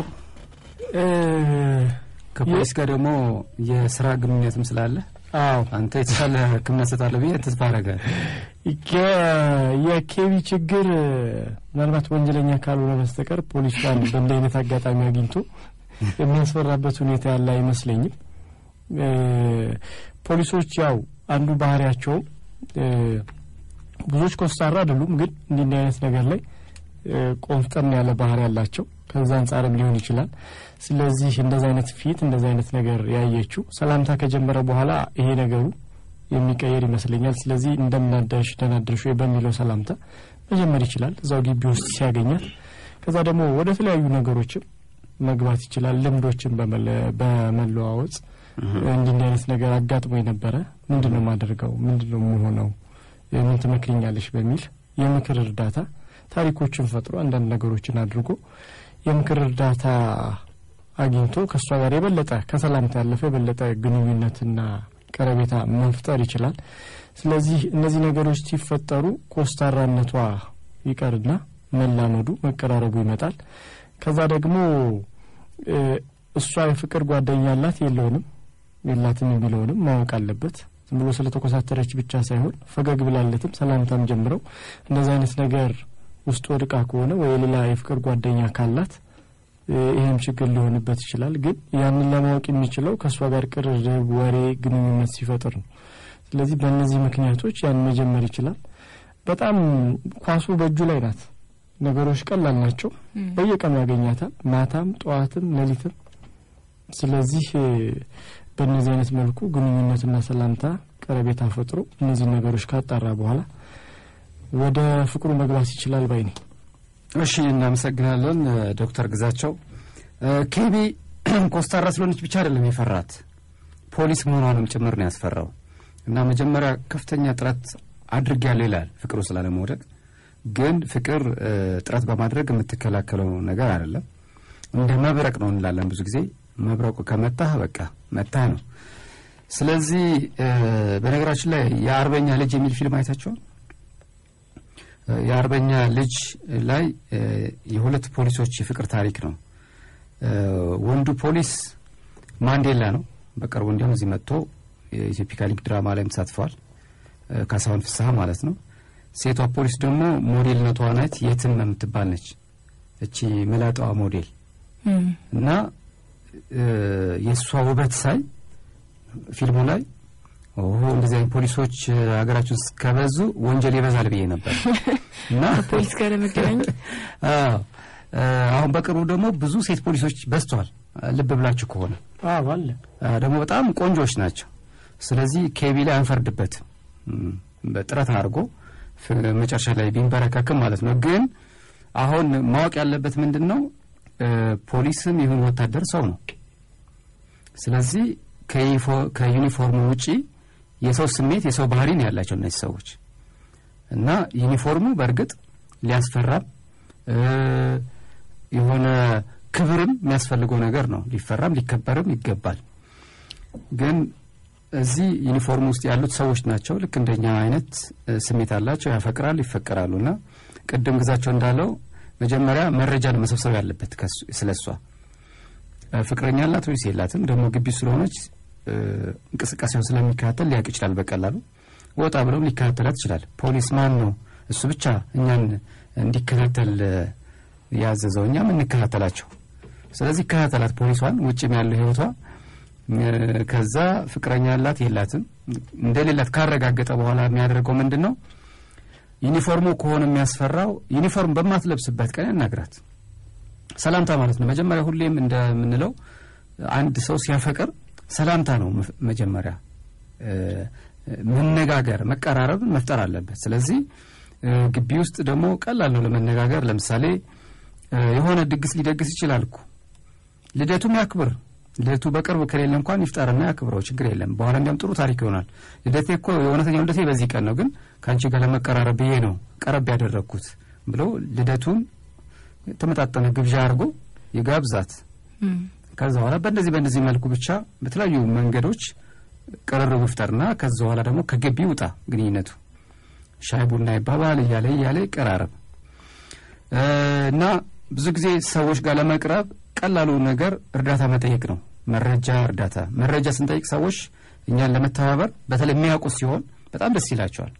ስለዚህ ፖሊሳዊ የሆነ መረጃ ወይም ደግሞ እርዳታ ሊጠይቃት ይችላል እና እንደዚህ ነገር አላጋጥሞኛልና ምንድነው ማድረግ ያለብኝ ብሎ ከሷ ሙያ ጋር የተያያዘ ቢጠይቃት በደንብ ፍትፍታ ልታስረዳው ፈቃደኛ አልተሆነና ደስም ሊላት ስለሚችል ማለት ነው። ካልሆነ ደግሞ እነዚህ ሁሉ አድርጎ ካልሆነ ወይ ፖሊስ ይቀጠርና አብሮ የሚመደብበት እኩል የሆነ ደረጃ ላይ የሚሆንበት ከዛ ከዩኒፎርሙም ጋር ይለማመድና ፍርሃቱ ይጠፋለታል። ካልሆነ ደግሞ ወይም ደግሞ ፍቅረኛ እንዳላት ካወቀ ቤቱን ለቀው መውጣት ነው። የራሱ አይደለም ቤቱ ተከራይ ነው፣ ተከራይቼ ነው የምኖረው ብሏል። ስለዚህ ይልቀቅና አዲስ ህይወት ከሌላ ሰው ጋር መጀመር ይችላል። እሱስ ካልሆነ የትኛው ካልሆነ አሁን ያልከው ሞጣ ካልሆነ እያልክ ስለነበር ሌላ ካልሆነ ተመልሶ ይምጣ። ጥሩ። ስለዚህ ኬቢ ቀና ብሎ ይሄዳል ማለት ነው። በእነዚህ ሁሉ ህክምና ታግዞ መፍትሄ ያገኛል። ጥሩ። ስለዚህ አሁን ሌሎች ታካሚዎቻችንን በቀጥታ ይገባሉ። ክበቡም ዛሬ ይከፈታል። የፍቅር ክሊኒኩ ክበብ ሽልጦ ነፍ ነው። ቦምቦሊኖ ብቻ ይጠይቁ፣ እሱ ለዶክተሮች ነው። የፍቅር ክሊኒካችን የሚያስገቡት በሮች 0115 5433 19 0115 5401 57 ናቸው። በእነዚህ በሮች ቀጥታ መግባት ይችላሉ አድማጮች። የብራዚልና የኔዘርላንድ ጨዋታ ተጀምሯል። ኔዘርላንድ 1-0 ብራዚልን እየመራ ነው። ያው ኔዘርላንድ እንደሚያሸንፍ ቅድም ስተነብይ ነበረ። አሁንም ትንቢቴ የሚያረጋግጥ ነገር ነው ይሄ። ከሙዚቃ በኋላ እንመለሳለን።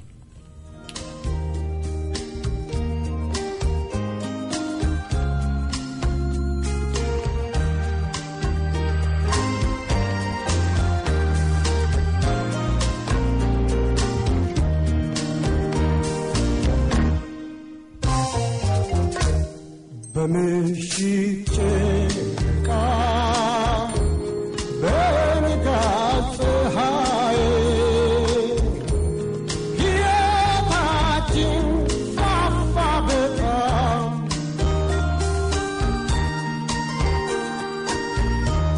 ተፈጥሮ አድርገን ውበትን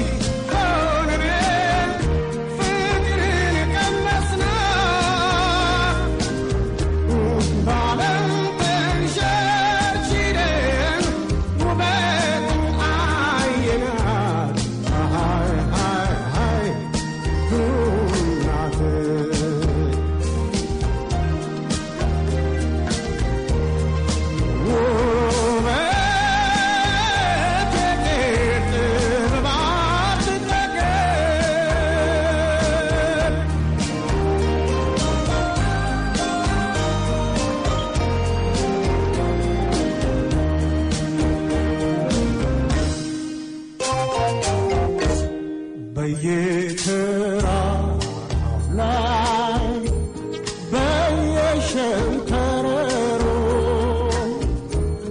ብዙ ተጫውተናል ፍቅር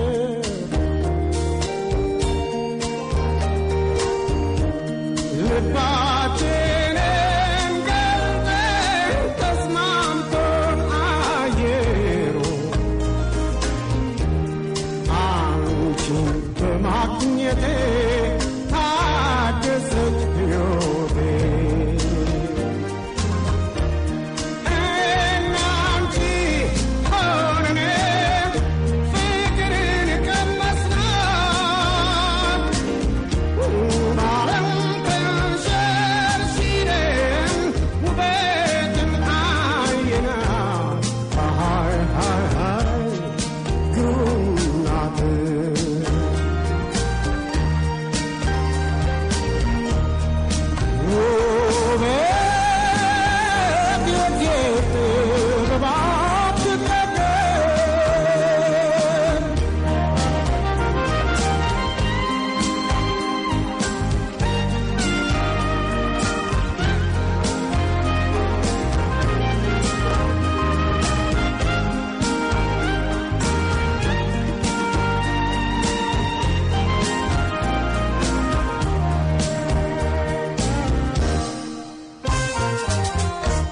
ፏፏቴው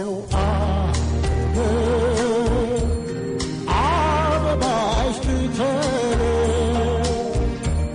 የወፎቹ መዝሙር ቃና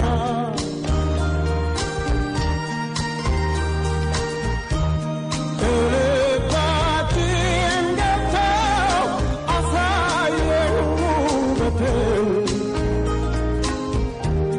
በፍቅር ውበትን አይተን ተደሰትን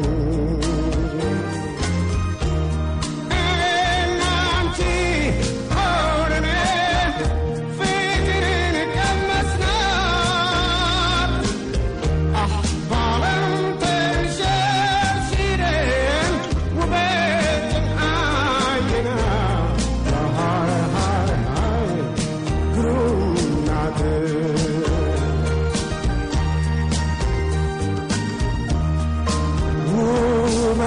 ውበት የእግዚአብሔር ጥበባት ትጠቀም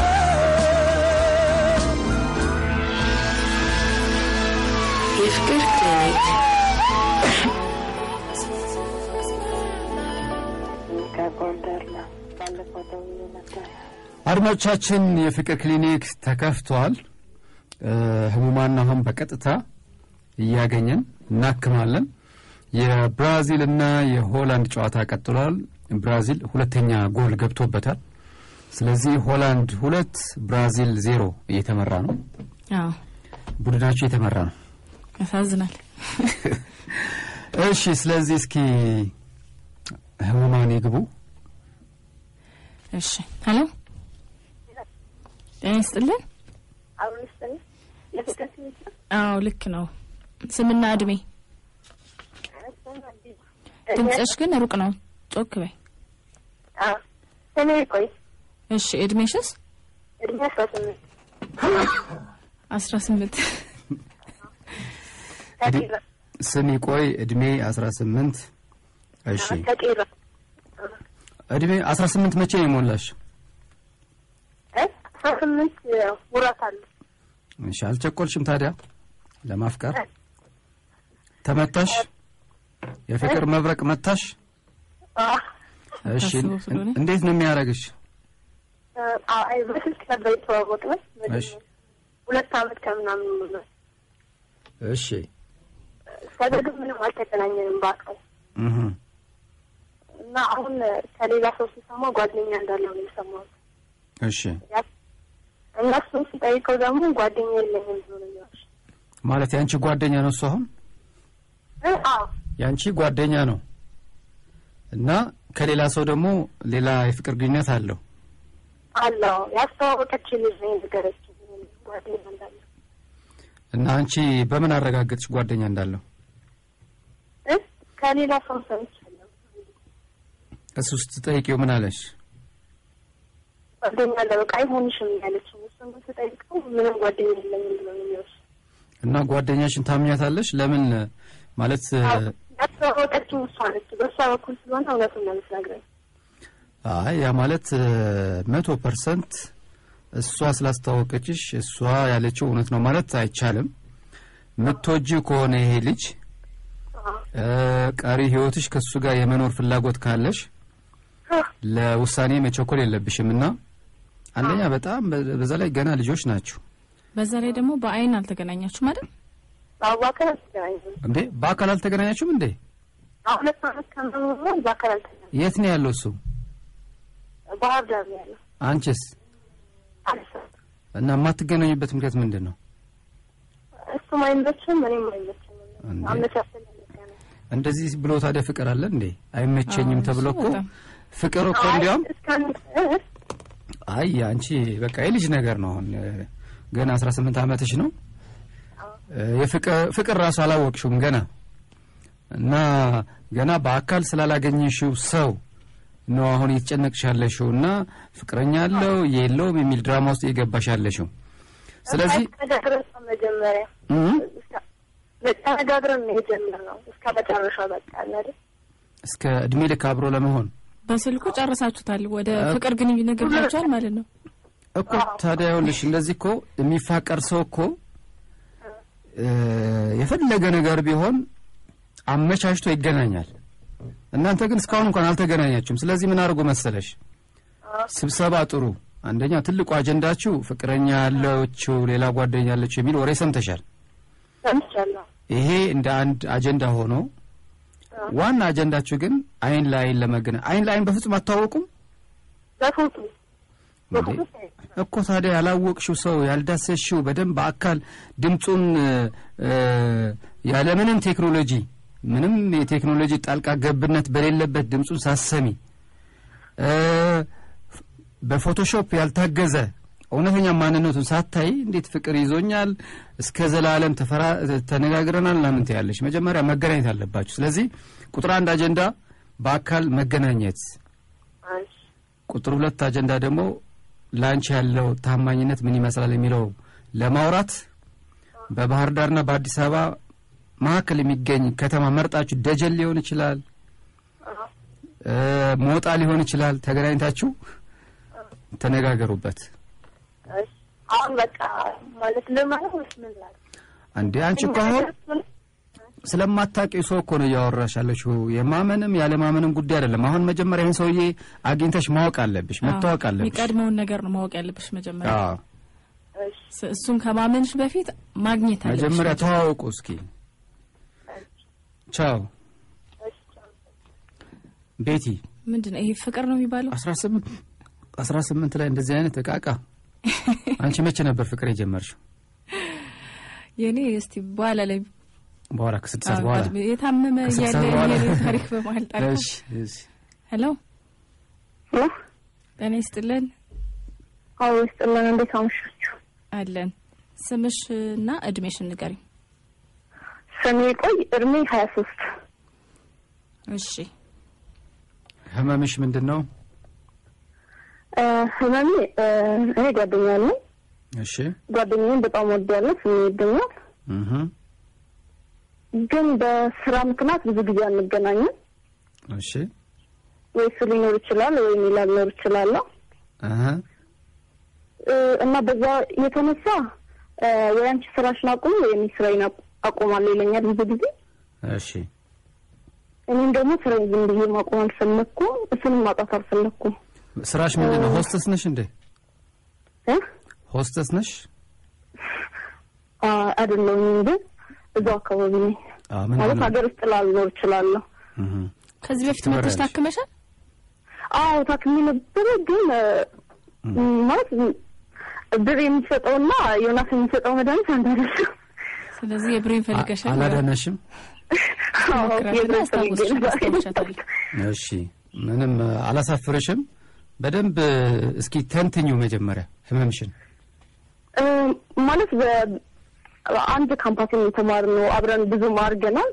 ማለት አንድ አካባቢ ነው እንትን ያልነው እና ማለት አብረን እንድንኖር ምን ያልፈለኩም ለምን በወር ምናምን ነው የምንገናኘው በባህሪ ኢትዮጵያ ውስጥ ልኖር እችላለሁ ወይስ ላይኖር ይችላል ምናምን አንገናኝም በእንደዚህ አይነት ደግሞ አንድ አይነት መስሪያ ቤት እየሰራ እረፍትንም አንድ አይነት ሊሆን አይችልም እና ይሄ ነገር አደጋ ላይ ሊሆን ይችላል አብረን የለብንም ምናምን ብዬ ብዙ እንትን ብዬ ነበረ ግን ማለት እኔ ካመንኩሽ አንቺ እንደዛካሽ ምንም ነፃ ነገር የለም ምናምን ብሎ ነበር ግን አሁን ይሄ ነገር መጥቷል ተመልሶ ማለት አንድ ፍቅረኛው ሞች ሆነ በወር መገናኘት በሳምንት ምናምን ወይ በ15 ቀን ምናምን ማንታይባቸው ጊዜዎች አሉና ከባድ ነው ማለት በዛ የተነሳ ሌላ ጊዜ ቴክስት የሚያደርግልኝ ጊዜያቶች ነበሩ እሱ ሁሉ ቀረ በቃ ስራሽን ማቆም አለብሽ እና እኔ ደግሞ ትሬዚንግ ቢሆን ማቆም አልፈለኩም ብቻ ግራ የተጋባ ነገር ውስጥ ነው ያለው አሁን ደግሞ ማስጠንቀቂያ ወይ ስራሽን መውረጥ አለብሽ ወይ መውረጥ አለብሽ እና ቶሎ መወሰን አለብን ምንድነው ማድረግ ያለብን ግን አሁን እውነት በጣም ቢዚ ስለምትሆኑ እና የማያገናኛችሁ ነገር ስለሚበዛ ነው የማትገናኙት እንደዛ ብለሽ ታስቢያለሽ አንቺ በስበኩል እንደዛም ሆኖ አንድ አመት ምናምን ቁጭ ብለናል አብረን በሰላም እኔ በሚሄድ ሀገር ደውልለታለሁ እሱም ይደውልልኛል ብቻ በቃ የሆነ የተሳሰበ አንደርስታንድ የምንደራረግባቸው እንትን ነበረው አንድ አመት ማለት ነው ከጊዜ በኋላ አይ በቃ ሁሉ እንደዚህ ሆኖ ህይወት መሆን የለበትም ማለት ወኔ ማቆም አለብኝ ወይ አንቺ ማቆም አለብሽ የሚል አሁን ቅርብ ነው የመጣው ምን ያህል ጊዜ ነው አብራችሁ የቆያችሁት 5 አመት እና 5 አመቱ በእንደዚህ ጊዜ ነው ያሳለፋችሁት ማለት ትንሽ ጊዜ ተገናኛችሁ ማለት 3 አመት በእንደዚህ ሁኔታ ነው ያሳለፍነው 2 አመት ያው እንትስለው ስለማይሆን ብዙ የሚያስቸግር ነገር አልነበረ አንድ ጥያቄ አሁን ያልመለስሽልኝ ማለት በጣም ትዋደዳላችሁ ትፋቀራላችሁና የጊዜ ችግር ነው ያለባችሁ ወይስ ሌላ ነገር አለ አሁን ይሄኔ በጣም ከልብ ነው መመለስ ያለብሽን ጥያቄ አሁን ስራሽ ብታቆም ያንቺ ወይም ደግሞ እሱ ስራው ቢያቆም ጥሩ የፍቅር የትዳር ህይወት ሊኖረን ይችላል ብለሽ ታስቢያለሽ ማለት ከጊዜ በኋላ እሱ ባህሪው በጣም እየተቀየረ ነው ማለት ፋሚሊውን አያገኝም በጣም ራሱን እንትን ይላል ማለት እኔን የሚያወራኝ ስልክ ያማቁም ማለት የመጨናነቅ ባህሪ ያለው ማለት እኔ ትዳሬ ጥሩ ይሆናል ስራዬን አቆማለሁ ብዬ እንትን አለለም ማለት ይሄ ስራዬን አቆማለሁ ህይወቴን እቀጥላለሁ ምናምን ብዬ አልደመድም በጣም ከባድ ነው ስራህን አቆመ ብዙ ኃላፊነቶች አለብኝና እንደዛ ውስጥ መግባት አልፈልግም ግን እሱን እንዴት አድርጌ እኔም እየሰራ እሱም እየሰራ እሱንም እንዳላጣ ሁለቱም ነገር እንዴት ማስኬድ አለብኝ ነገር ላይ እንትን ግን አሁን ለምሳሌ እሱ ስራውን ለማቆም ዝግጁ ነው አንቺን ለማግኘት ካንቺ ጋር ለመኖር እሱ ስራውን ለማቆም ዝግጁ አይደለም እኔ ስራውን እንዳቆምና እሱ ከስራ ሲመጣ ምናምን እንዳገኘው ነው የሚፈልገው ስለዚህ አንቺ ደግሞ አሁን ምን አለ መሰለሽ አንዳንዴ ሰዎች አሉ በቃ ስራም አቁመን ከነሱ ጋር መኖር ራሱ የእድሜ ልክ አላማ ለናረገው ምንችልና የማይቆጨን ለምሳሌ የባራክ ኦባማና የሚሼል ኦባማ ስታይ ሚሼል ኦባማ ሌላ ነገርም ሳይሰሩም በቃ ባላቸውን ከጀርባ ሆኖ ማገዝ በራሱ እንደ አንድ የህይወታቸው ሚሽን ይዘውታል እና ደግሞ አይቆጫቸውም ምክንያቱም ትልቅ ራዕይ ያላቸው ባለቤት ስላሏቸው ማለት ነው አገር ውስጥም ብዙ እንደዚህ ያሉን እና በቃ አንቺ ስራ አቁመሽ የባለቤትሽ ሚስት መሆንና ከሱ ጀርባ ሆነሽ በሱ ህይወት ውስጥ የሱ ልጆች ከሱ ጋር ልጆች ወልደሽ ማሳደግ በራሱ የሚያስደስትሽ እሱም ደግሞ እንደዛ ያንቺ እንደዛ አይነት ትኩረት ዲዘርቭ የሚያደርግ የሚገባው ባል አይነት የሚሆን ከሆነ ምናልባት ውሳኔውን ልታስቢው ትችያለሽ ግን ደግሞ እንደሱ አይነት አይደለም አይመስለኝም እርግጠኛ ካልሆንሽ እና ደግሞ እሱ ያንቺ ስራ አንቺ እንድታቆሚ እንጂ እሱ እንዲያቆም የማይፈልግ ከሆነና በፍቅሩም 100% ማተማመኝበት ከሆነ ምንድነው ብዙ ጊዜ የሚባለው ብዙ ጊዜ ሰዎች ካፈቀርናቸው ሰዎች እድሜ ልክ አንኖርም እና ሰዎች በህይወታችን ይመጣሉ ይሄዳሉ በጣም የምናፈቅራቸው ሰዎች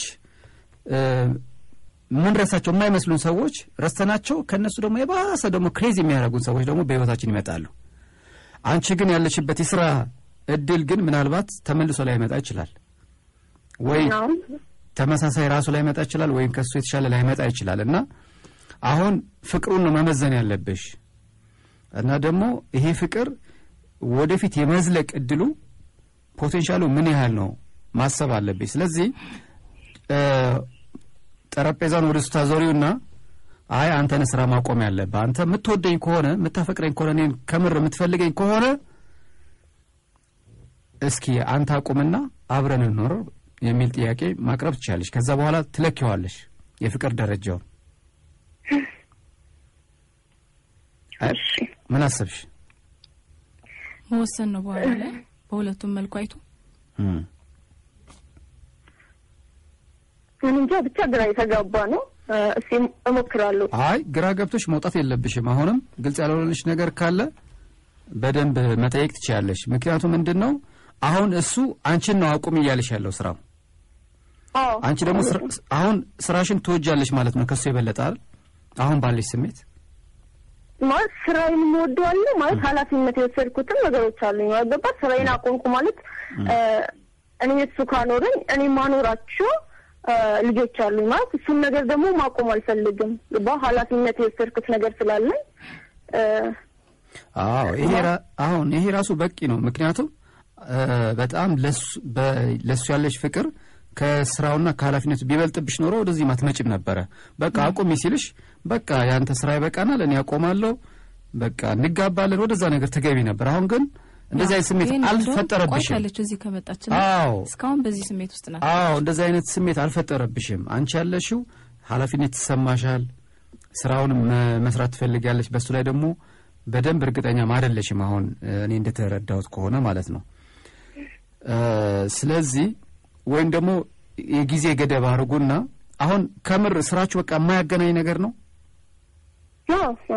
ስራችሁ አያገናኛችሁም ማለት ስራችን አያገናኘንም ወይ እኔ ስመጣ ተኛለሁ ወይ እሱ ሲመጣ ይተኛል እኔ ሲተኝተን ይሄዳለሁ ነው እና እንገናኝባቸው ታይሞች ብዙ አይደለም እስከ መቼ ነው አንቺ በዚህ ስራ መቆየት የምትፈልጊው ማለት በቃ እስከ ፍላጎት ይዘስ መቆየት የምፈልገው ግን መልቀቅ አልችልም አሁን በተወሰነ አመታቶች ከዛ በኋላ ለቅቄ ሌላ ስራ መስራት እችላለሁ ለምሳሌ ስንት አመት ከዚህ በኋላ የምትሰሪው 6 አመት ስለዚህ አሁን ሁለት ምርጫዎች ማቅረብ ቻለሽ እሱ እንዲያቆም አንቺ ከሱ የበለጠ ኃላፊነቶች ስላሉሽ መስራት እንዳለብሽ ለደሞ 6 አመት እንዲጠብቅሽ እሺ እናመሰግናለን ቻው እሺ ማስታወቂያ ሰምተን እንመለሳለን ከዛ ደግሞ ሌሎች ህክምና ይቀጥላሉ እሺ የፍቅር ክሊኒክ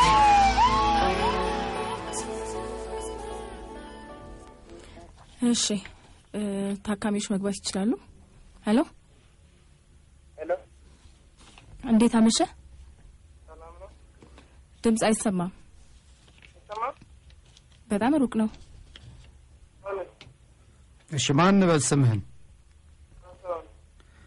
ርቀሃል ካሳውን ወይ ቦታ ቀይር ወይ ድምጽ አሻሽል አይሰማም አሁን ይሰማል ካሳውን እድሜ 20 እሺ ህመምህን አጠር አድርገህ ንገረን ደግሞ አትራቅ ከስልኩ አትራቅ አጠር አድርገህ ንገረን እሺ በጣም እንተማዳለኝ አይ እንደ ቅድሙ አናግረና አሁንም ጠፋ አይሰማም ማለት አዎ ወይ ደግመ ሞክር ሌላ ሰው አገናኘ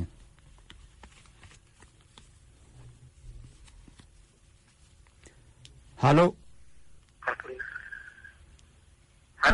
ማን በልስም ስሜ ያብከ ባላለው ያብከ አዎ እሺ እድሜ 25 እሺ ህመምህን አጠር አድርገህ ንገረን ህመሜ በጣም የምወዳት ነበረች በ2000 ዓመተ ምህረት ጀምሮ በቃ 10ኛ ክፍል እያለሁ ነው የምወዳት። እሺ እና በጠይቃት በቃ እኔ ድሮ አልጠይቃት ነበር 12ኛ ክፍል እስካለሁ ድረስ አልጠይቃት ነበር። እየፈራኋት ሁሌ በቃ በዝም ብዬ አያታለሁ። እሺ ከዛ ወደ ግቢ ስንገባ በቃ ጠየቅኳት። ምን ብለህ ጠየቃት? እኔ በቃ ድሮ የፈራሽ ነበር የፈራሁሽ አልጠየቅሽም አሁን ግን በቃ አልቻልኩም ምናምን ብዬ ስጠይቃት በቃ እኔ እምቢ አለችኝ። በቃ ግን ጓደኛ አለች ጓደኛ እንደሌላት ይነግሩኛል ልጆች እና በቃ ስደውልላት አሁን በቃ ቴክስት ልክላታለሁ። ኧረ እባክህ አትረብሽ ትለኛለች። በቃ እኔ ምንም መኖር አልቻልኩም። ስልኳን ከየት አገኘ? አቤት ስልኳን ከየት አገኘ? ስልኳን ድሮም አውቃለሁ እኮ ከየት አገኘኸው? ከጓደኞቿ ነው ያወጣሁት። እሺ ቀጥል።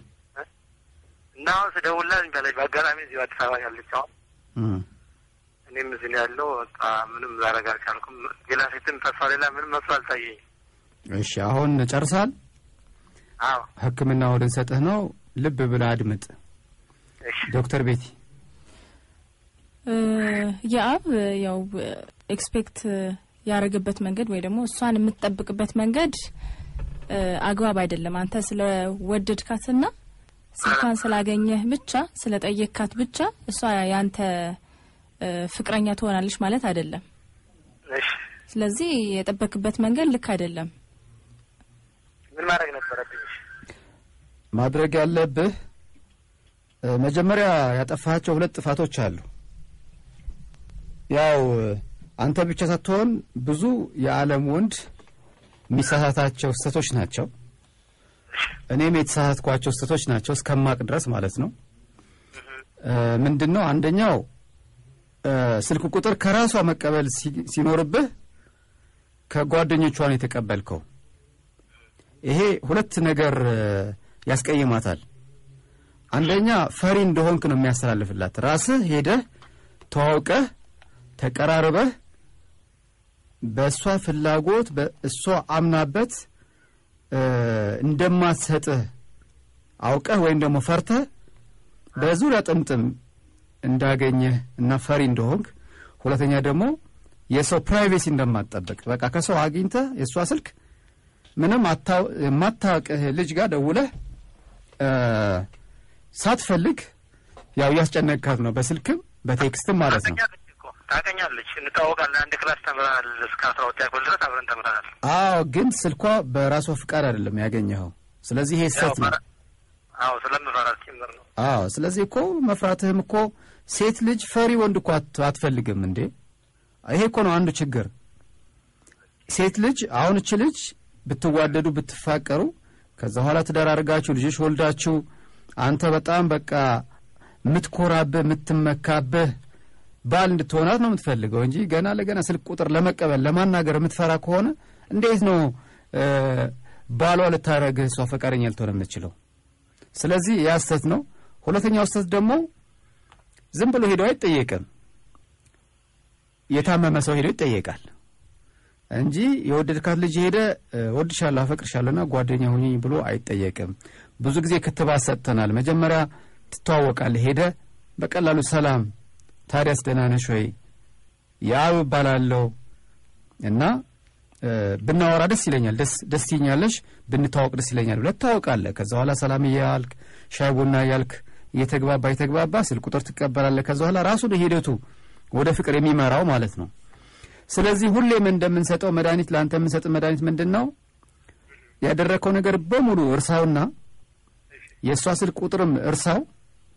ከዛ ላይ ተወሰነ ጊዜ እረፍት 1 ሳምንት 10 ቀን 20 ቀን የሚሆን ምንም አደውላት ቴክስት አታርግላት። በአካል ስታገኛት እንደ አዲስ ተዋወቃት።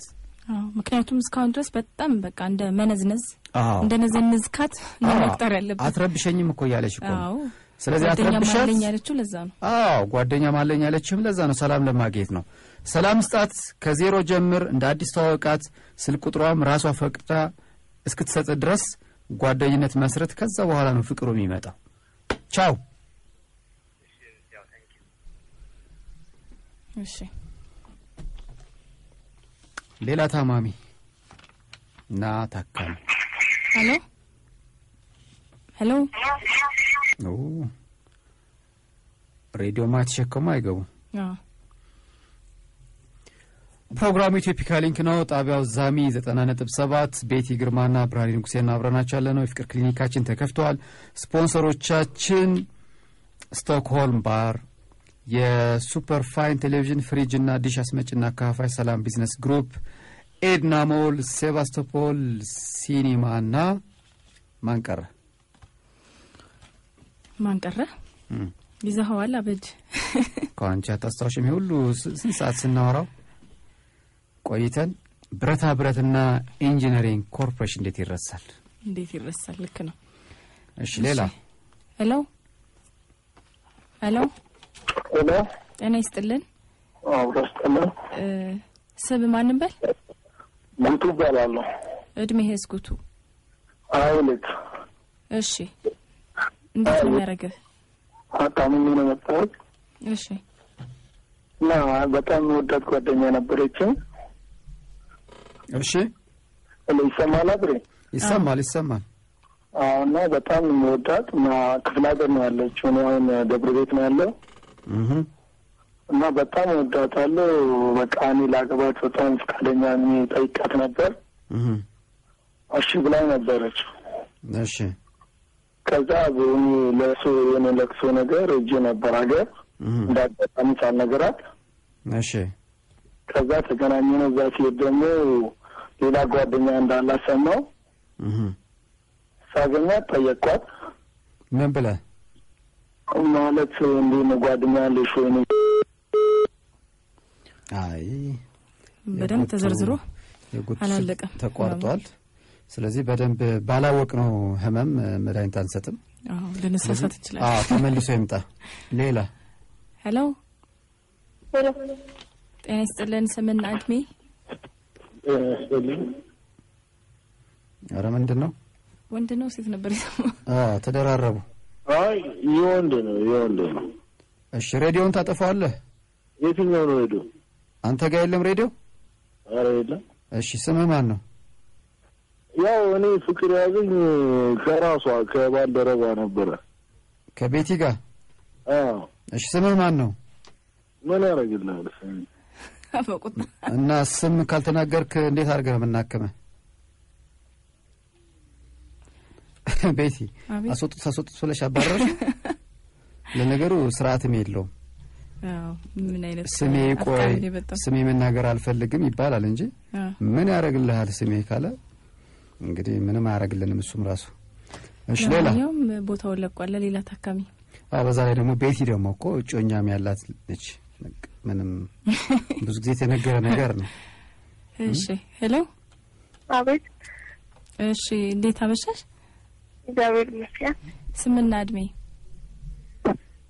ትግስት ነኝ ከጦራይልሽ እድሜሽስ ትግስት 20 እሺ ካቴስቲ እንዴት ነው የሚያረግሽ እኔ በተለያዩ አጋጣሚዎች ነው ወንዶች የምታወቃለሁ እና በቃ ወንዶችን በፊትም ሳያችን በቃ አማኛቸዋለሁ ምናምን ከዛ የኔ እንዲሆኑ የምፈልጋቸው ወንዶች ናቸው እና ሲቀርቡኝ በቃ እኔ የማልፈልገውን ነገር ጥያቄ ሲጠይቁኝ በቃ ከዛ በኋላ እጣላቸዋለሁ ምንድነው ጥያቄው በቃ ምን በአጭር ጊዜ ማወቅና እነሱን ባላጠናሁት ወይም የምትወቅ ጊዜ ሳይኖረን ይህን ነገር በቃ ይጠይቁኛል እወድሻለሁ የሚለውን ቃል ወይም ሌላ ስህተት ለመግባት ማለት ነው እና እዛ ካደረጉ በኋላ በቃ ልቀርባቸው ራሱ አልፈልግም ይሄ እኮ ነው በቃ ብዙ ጊዜ እያልን ያለ ነው ይሄ ነው እሷ ማሳያውን አመጣች እንዴ ይሄ ነው ያልነው እነሱ አይሻህም እንደም ብዙ ወንዶች የመጡት ራሳቸው ወዶ ሄደው በመጠየቅ ነው ወዲያው ራሳቸውን አቁስለው ተሽመድምደው ቁጭ የሚሉት አሁን ትግስት ያለችው ደግሞ ራሷ እንኳን ወዳቸው መጀመሪያ ፈልጋቸው ግን ወዲያው ያበላሹትና በቃ ያቅለሸልሽዋታል መፍጣናቸው አይደል ትግስት እንደዛ ነው በቃ ስለዚህ ምንድነው እንግዲህ ያንቺ ችግር የሚፈታው በአጠቃላይ የወንዱ ችግር ሲፈታ ነው እውቀቱ ሲዳበር ነው ክትባት እየሰጠን ነው ሰኞ ያለ ደከመን ሰለቸን ሳንል መጽሐፍም አሳትመናል የፍቅር ኬሚስትሪ ስለዚህ ወንዶቹ አንበበው እስኪዳረስ ድረስ ያው ትንሽ ጊዜ ወስዳል ደስ የሚለው ግን የትዕግስት እድሜውም 20 ስለሆነ በዛ ላይ ስሟም ትዕግስት ነው። 1-2 አመት ብትታገስ ወንዱ ዕውቀቱ እየተሻሻለ ሄደው በምትፈልገው መልኩ ታገኘዋለች ብዬ አስባለሁ። አዎ እስማማበታለሁ። እሺ ሌላ ሄሎ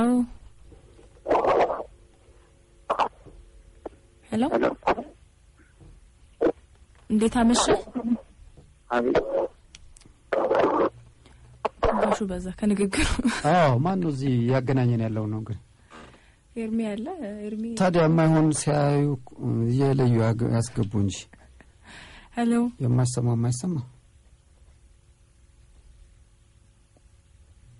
እሺ ሄሎ አሁን ብር ላይ ትንሽ ግፊያ ነገር ስላለ ነው። ሄሎ ያጣሩ ቢያስገቡ ጥሩ ዳሚ ነው። የፍቅር ክሊኒክ ነው ገብተሃል? ክሊኒክ ዶክተር ደራመሻችሁ ጤና ይስጥልን። ስምና እድሜ?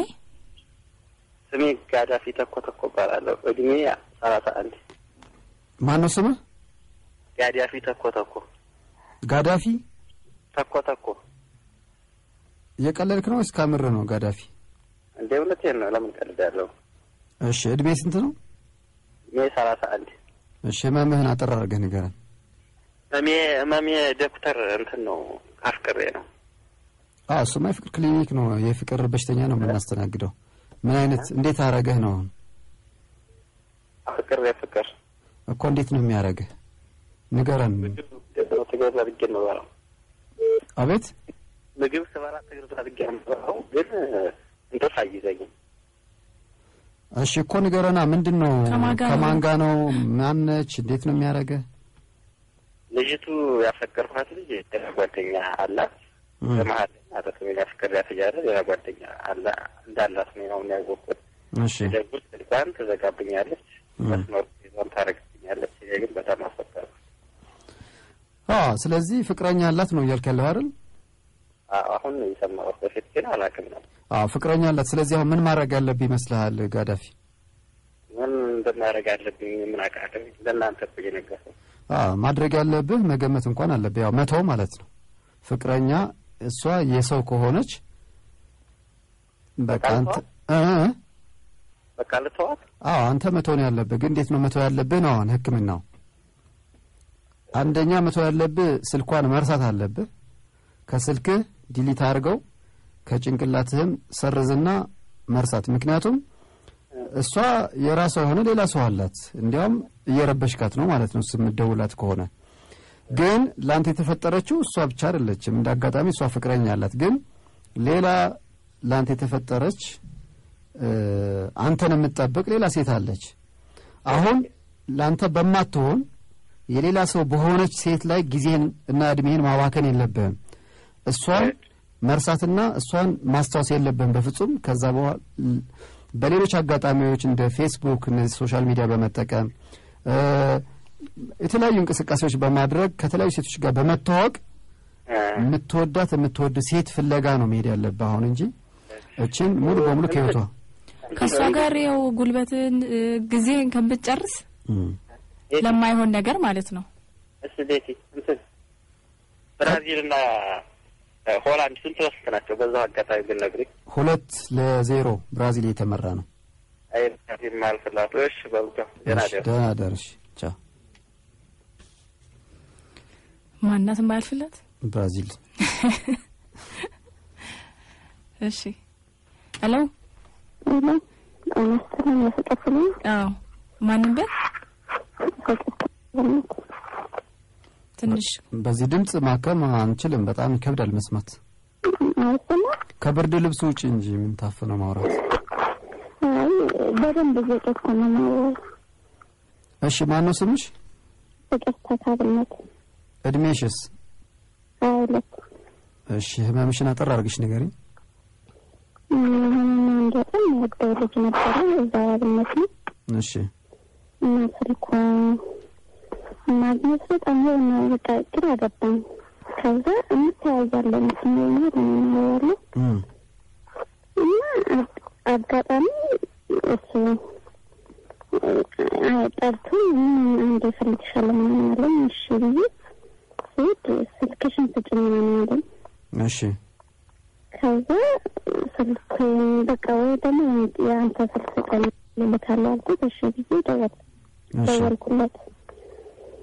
ስደውልለት በቃ መገናኘት ጀመርን ምናምን በቃ አንድ ላይ ምናምን ብሎ አዋራኝ። እሺ አልኩት። ማለት አንድ ላይ እንሆናለን ማለት ምንድን ነው? አንድ ላይ እንሆናለን በቃ በጓደኝነት እንቀጥላለን ምናምን አለኝ። እሺ አሁን ወደ ህመሙ ትገቢያለሽ? ልትተርኪው ነው ማለት ነው ገና ከመገናኘታችሁ ጀምሮ? በቃ እየቀጠልን እያለን በዛ አጋጣሚ መደወል አቆመ። እኔም አቆምኩት። ከዛ ትንሽ ከቆየ በኋላ የሆነ ቦታ ሲሄድ አገኘሁት። ምን ሆነሽ ነው ጠፋሽው ሲለኝ አለሁ ምናምን አልኩት። በዛ አጋጣሚ በቃ እሺ ብሎኝ በቃ ዝም አለኝ። ምን አልኩት እና አሁን ዝም እያለኝ የሆነ በቃ ግራ ገባኝ። በጣም ነው የሚወደው። መደወልም ደግሞ አቃተኝ። እሱ ዝም ብሎ እንዴት እደውላለሁ ብዬ። ስንት ጊዜ ሆናችሁ አሁን ከተደዋወላችሁ? አንድ 15 ቀን ይሆናል። ካየሽውስ? ካገኘሽው? ቀን በሳምንት 3 ምናምን አገኘዋለሁ። ታገኘዋለሽ? ታወራላችሁ? ማዋለሁ እሱ ነው አላውቅም። ስለዚህ እኔ የሚመስለኝ ምንድን ነው አንቺ ሲጀመርም ወደሽዋል። ከዛ በኋላ ወደፊት ሄደሽበታል ማለት ነው። በጣም ፍቅርሽን በደንብ ያለ አግባብ ገልጸሽ ስልኩንም አብዝተሽ ቴክስቱንም አግኝተሽ ማየቱንም እሱን ለማየት የኔ አብነት ላይ ትንጎራደጅ ይሆናል። ይሄን ሁሉ ሲያይ በቃ እሱ ላንቺ የሚኖረው ስሜት እየቀነሰ ይሄዳል። ማለት ከፍተኛ ፍላጎት ካሳየሽ በቃ የሱ ስሜት ይቀንሳል። ይሄ የወንዶች ተፈጥሯችን ነው። እና አንቺ ጥሩ ነገር ማድረግ ያረግሽው መጀመሪያ ላይ ትኩረቱን መሳብ ችለሽ ነበር። ትኩረቱን መሳብ ብቻ አይደለም ስልክ ቁጥርሽን እንዲጠይቅሽ አድርገሽዋል። ከዛ በኋላ ወደ ኋላ መመለስ መፈግፈግ ነበረብሽ። መጥፋት በቃ ከዛ በኋላ እሱ እንዲደውል ቴክስት እንዲያረግ እንገናኝ እንዲልሽ ይገፋፋው ነበር። አንቺን ሲያጣሽ ናፍቆት ነው። ናፍቆት የሚፈጠረው ሰዎች ቶሎ ቶሎ ሳይገናኙ ሲቀር ነው። ግን አንቺ በቃ ሲያልፍም አንቺን ያያል፣ ሲያገድምም አንቺን ካየ በዛ ላይ የምትደውይለት ቴክስት የምታደርጊለት ከሆነ ፍላጎት ይቀንሳል። ስለዚህ አሁን አትታዩ፣ እሱም ያዘውትርበት ቦታ አትጂ። ከዛ በኋላ እንደ ይህች ልጅ የት ጠፍታ ነው የሚል ስሜት ይፈጠርበታል። ራሱ ተመልሶ እንዲደውልሽ ቴክስት እንዲያደርግልሽ ያደርጓል ማለት ነው። ያንቺ መጥፋትና ቀንሽ ይሄንን አሁን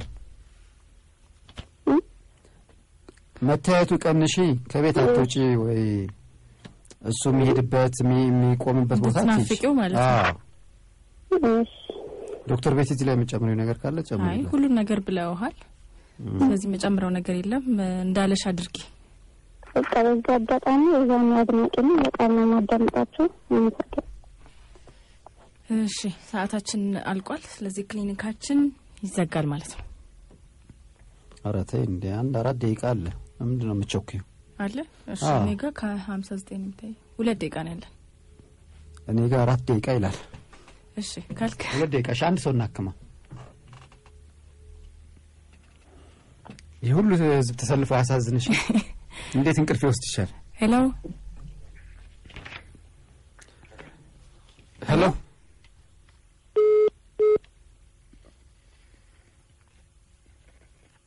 ሄሎ አቤት። ጤና ይስጥልን።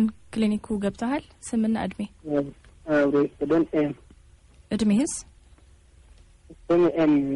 እድሜህስ? እድሜ 22።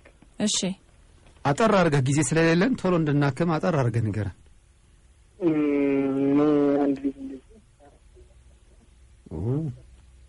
በጣም እንገናኝ ነበር በፊት። አሁን ግን ስልኳን ወደ ዘጋች፣ የት እናገኛት አልቻልኩም። እሺ እና ያፋልጉኝ ነው ያ እንዴት ሆኜ እንደምኖር ብቻ ጭንቅኝ ብዛ ማለት ህይወትህ በእሷ ስልክ ላይ ተመሰረተ ነው። ሰፈሯን መስሪያ ቤት ምናምን እንዴት እንደምኖር ይጨንቀኛል ያልከው ህይወቱ እንዳለ እሷ ላይ ተመሰረተ አረጋው አዎ ይመስላል ይሄ ትልቅ ስህተት ነው ህይወታችን መመስረት ያለበት በራሳችን ህይወት ላይ ነው በራሳችን ስራ በራሳችን ህይወት በራሳችን ፍላጎት ላይ ነው ህይወት እንደሌለና እነሱ ላይ የተመሰረተ እንደሆነ ስንገልጽላቸው ይንቁናል ይጠፉብናል ምናልባትም ወንድማችን ላይ ያጋጠመው ይሄ ሊሆን ይችላል ስለዚህ መጀመሪያ ወደ ራሱ ህይወት ይመለስ ከዛ ወደ ራሱ ህይወት ፈልጎ ካገኘ በኋላ እሱ ነው የሚያገኛት ልክ ነው ለማንኛውም አድማጮቻችን ያው ክሊኒካችን ተዘግቷል ስለዚህ ብሬ መጨመረው ነገር አለ ተሰናበች በቃ ጨረስን እኮ ሰኞ 10 ሰዓት ላይ ነው የምንገናኘው አብረን የነበረን ቆይታ ጥሩ እንደነበረ እምነታችን ነው መልካም ምሽት ኢትዮፒካ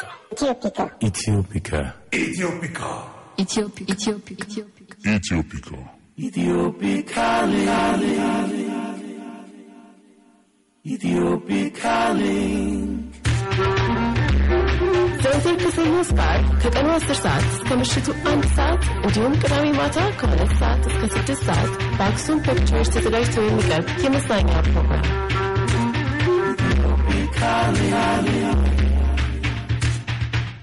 ኢትዮፒካ